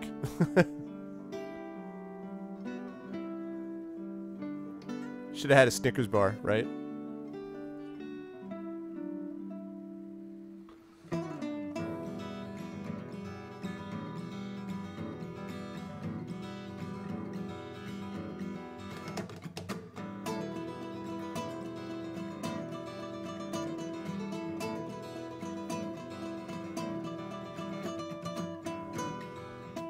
Not quite. No, you have not. This book is surprising in how long it is in some ways, because you think that you're through it and then you got other things to do. But you guys are actually making good progress now. Lots of detours, yeah, for sure.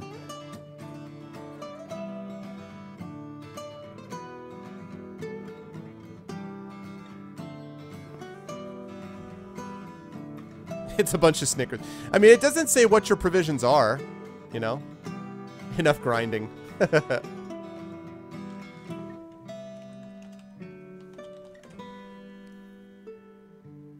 Alright, directly to Thieves Guild 10.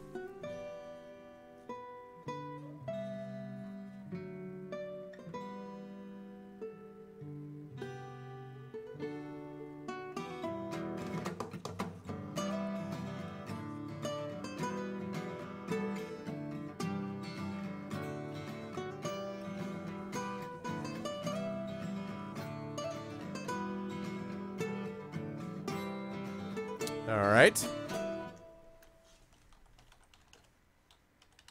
Let's see what chat's opinion is. It is directly to the Thieves Guild. Alright.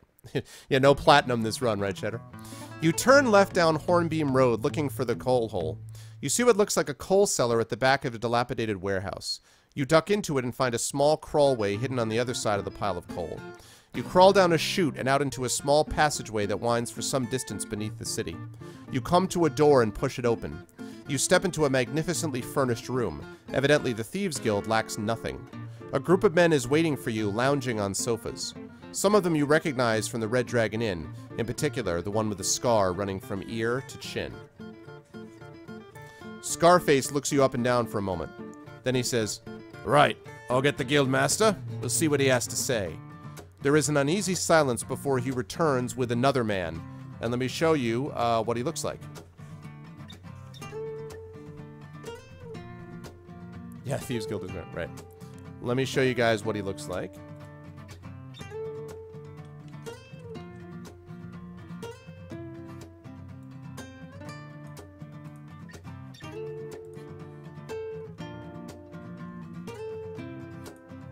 Alright, hang on just a second.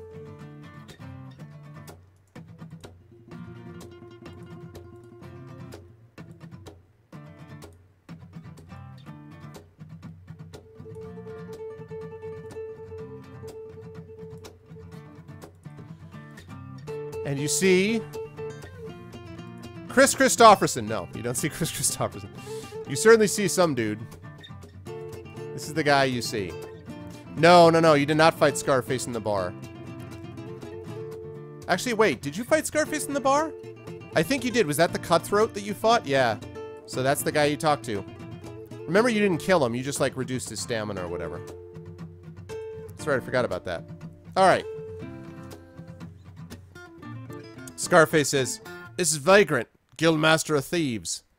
Vagrant is a handsome middle-aged man wearing an ermine jacket. Twirling his mustache, he asks you the purpose of your visit. What will you say? 1. You need help to steal something. 2. You want to steal the Talisman of Death. Or 3. You will lead them to a hoard of priceless jewelry. So 1. You need help to steal something.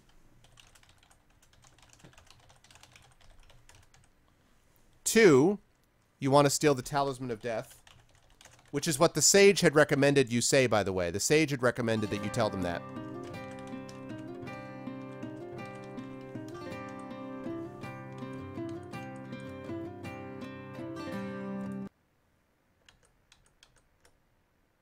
Or 3, you will lead them to a hoard of priceless jewelry.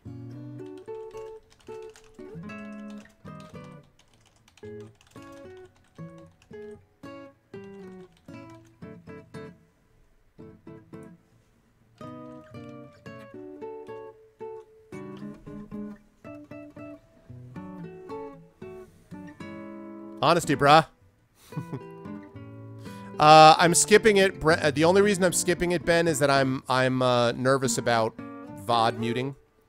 And with the tech issues at the very beginning of the show, I do not want to have to do even more, like, fiddling with my video editing tonight.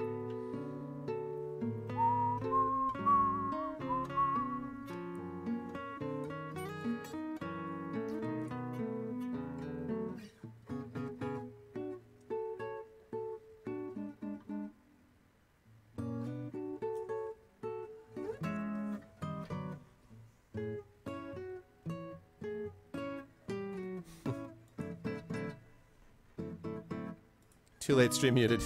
Right, Thorg. Alright, let's see what the,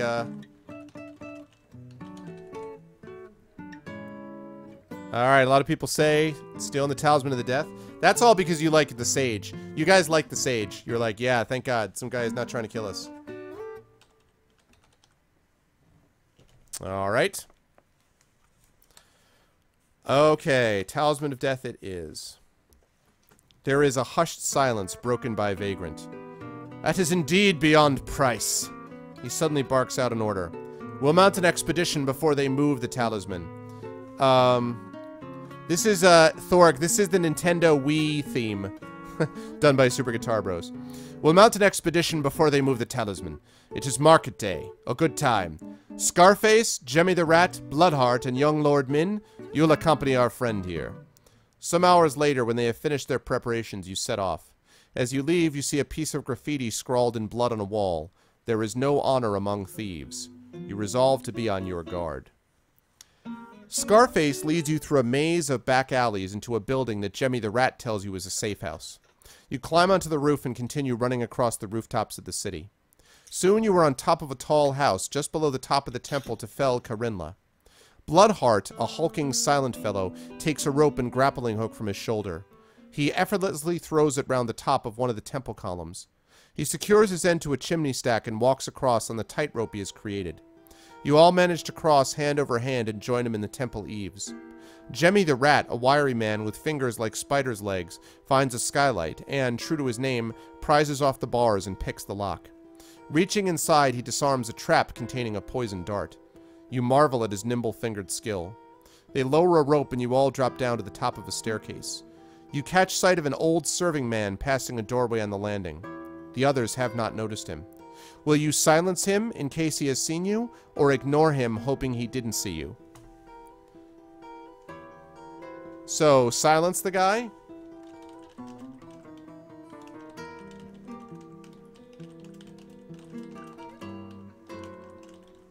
Or ignore him and hope he didn't see you?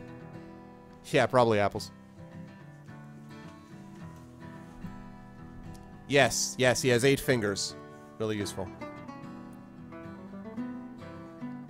I know, right, Ben? So you guys are on this expedition. You're getting the help from the Thieves Guild that you allegedly wanted. I know, right? It's true, chat. It's true. You make a good point, chat.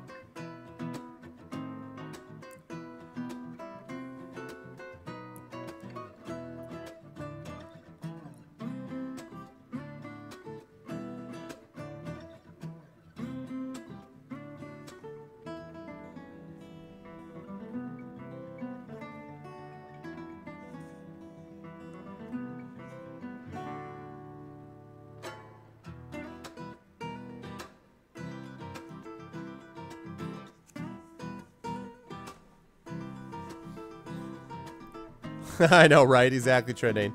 Sadly, the DM cannot help you in this regard. No witnesses. That guy will be a god in disguise. Game over, you're dead. That's funny.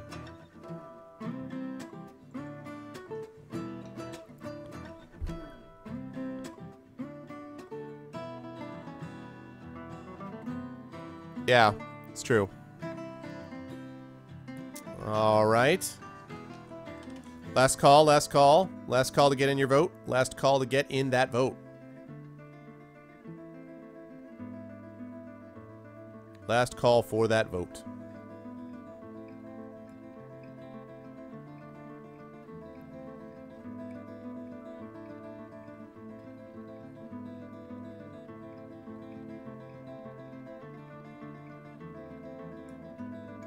We're all horrible people. Hey, what's up, Cherubi?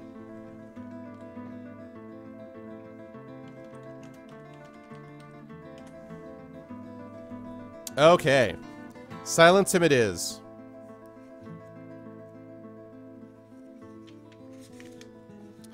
You creep up behind the old man as he shuffles along the corridor. Will you use the pommel of your sword and try to knock him out, or strike him down with your sword? So will you use the pommel to knock him out?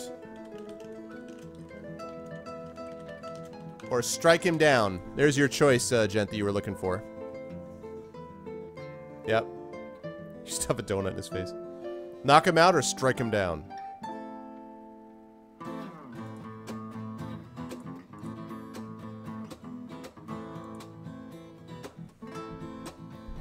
Yep.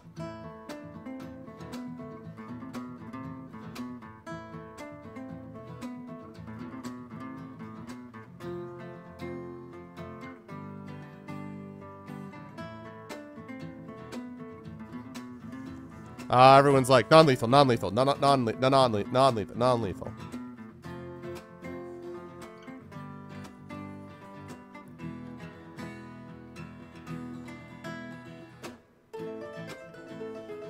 I'd say that's pretty overwhelming. Chat proving that it does not like to kill old guys. Wow. All right. That's pretty clear. All right. You try to knock him out. You strike the old temple servant across the back of his neck with the pommel of your sword. He collapses soundlessly. You go to tie him up. Good work, says Lord Min, a small, agile young man. Oh my god, really, Thorg? That's weird. Now, good work, says Lord Min, a small, agile young man. Now I'll finish it. He steps forward with his dagger, meaning to slit the old man's throat. Will you stop him or let him kill the old man?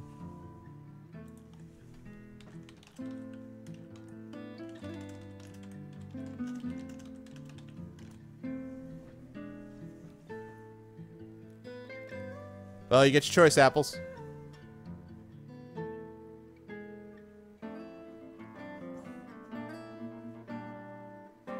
Jeez, Apples.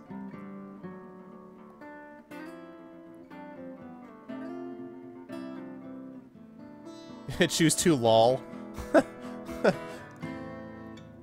Activate chaotic neutral. Stat. That's funny.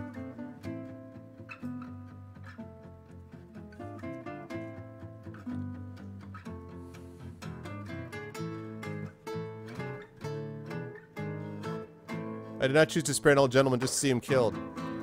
Damn it, Lord Min.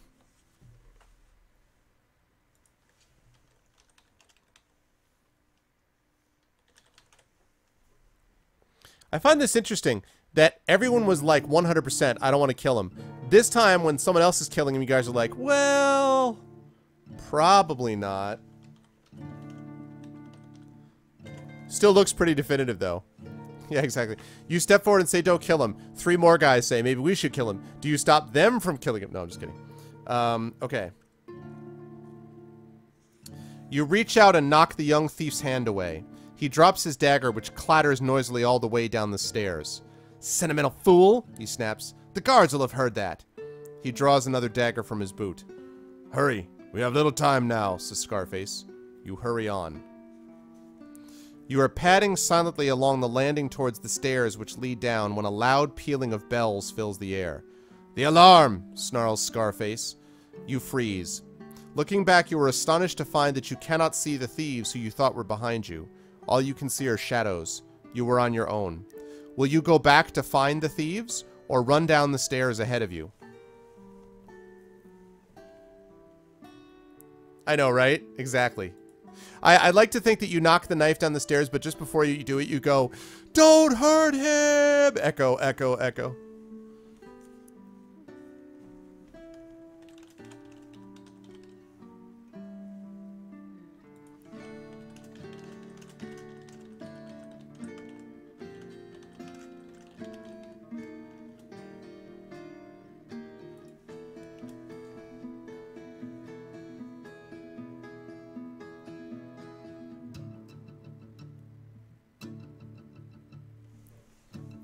I like Lee, your choice was choose.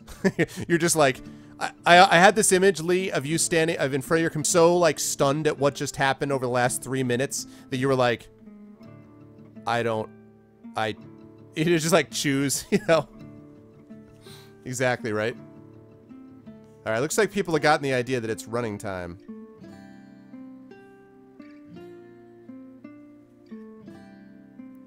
I choose 3. Flounce gaily down the stairs calling for the guards, right? Exactly. Fear not, Shadowed. No, I know. It's just funny, Lee. I just was thinking, like, okay, everyone's like, I like how everyone's like, screw the thieves. We're freaking headed forward. What's up, EMC? Good to see you, EMC. He's like, come on, man. You run down the stairs 4 at a time. You reach another landing before you hear the tramp of feet coming up from below. Thinking quickly, you hide behind an arras. Test your luck. Alright, Lego, please test your luck, sir.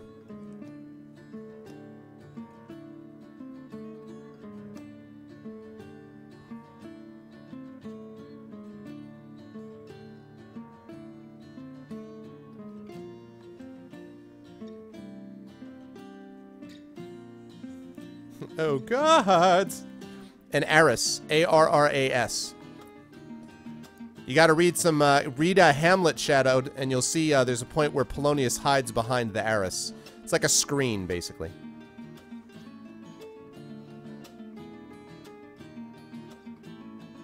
Oh, no, really?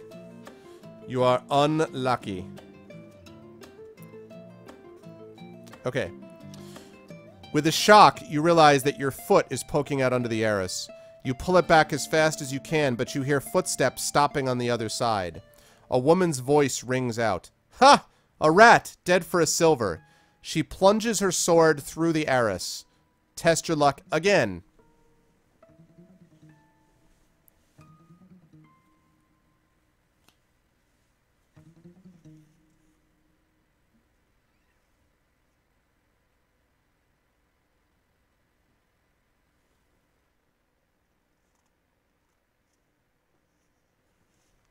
All right. Exactly, Trendane.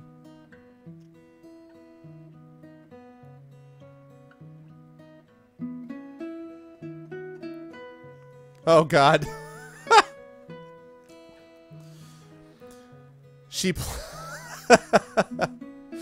Oh, God. Down to 7 luck. She plunges her sword through the Arras and deep into your leg. Lose 6 stamina points. Oh! You manage to push away from the screen and stumble outwards. Where's the page number here? You continue down the stairs, staggering until you reach the double doors at the bottom. A guard remains on duty before them. She shouts a warning and runs forward to attack her. You must fight her. Alright. Temple Guard, exactly. Temple Guard. So you must fight the Temple Guard. Yeah, these rolls. Alright. Let's get it together, people.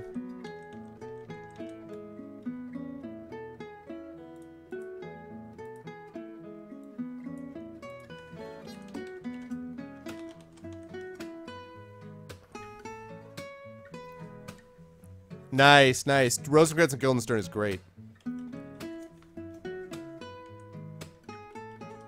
Alright, here we go. I know, right? Temple Guard, here we go.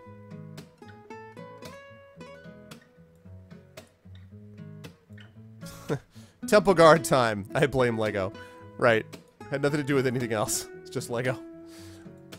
What's up, Gray? Good to see you, man.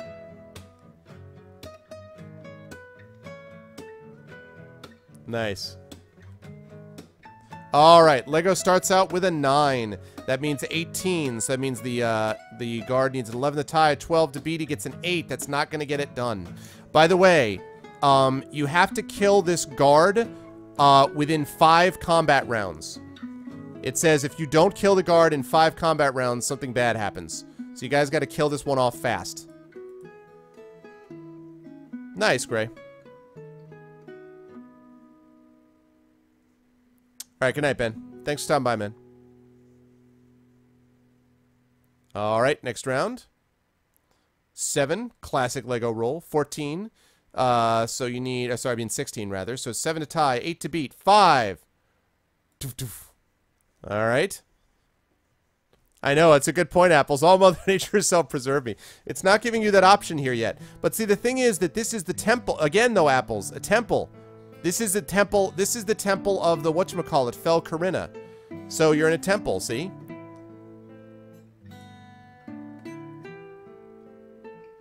Oh, second roll was 10? Oh, okay, okay, okay. Okay, so 10, 9, 19, 8. Okay. All right. 3. So it's 12. He needs 5 to tie, 6 to beat. But he gets a 3. She, I should say. Wow, you guys destroyed her.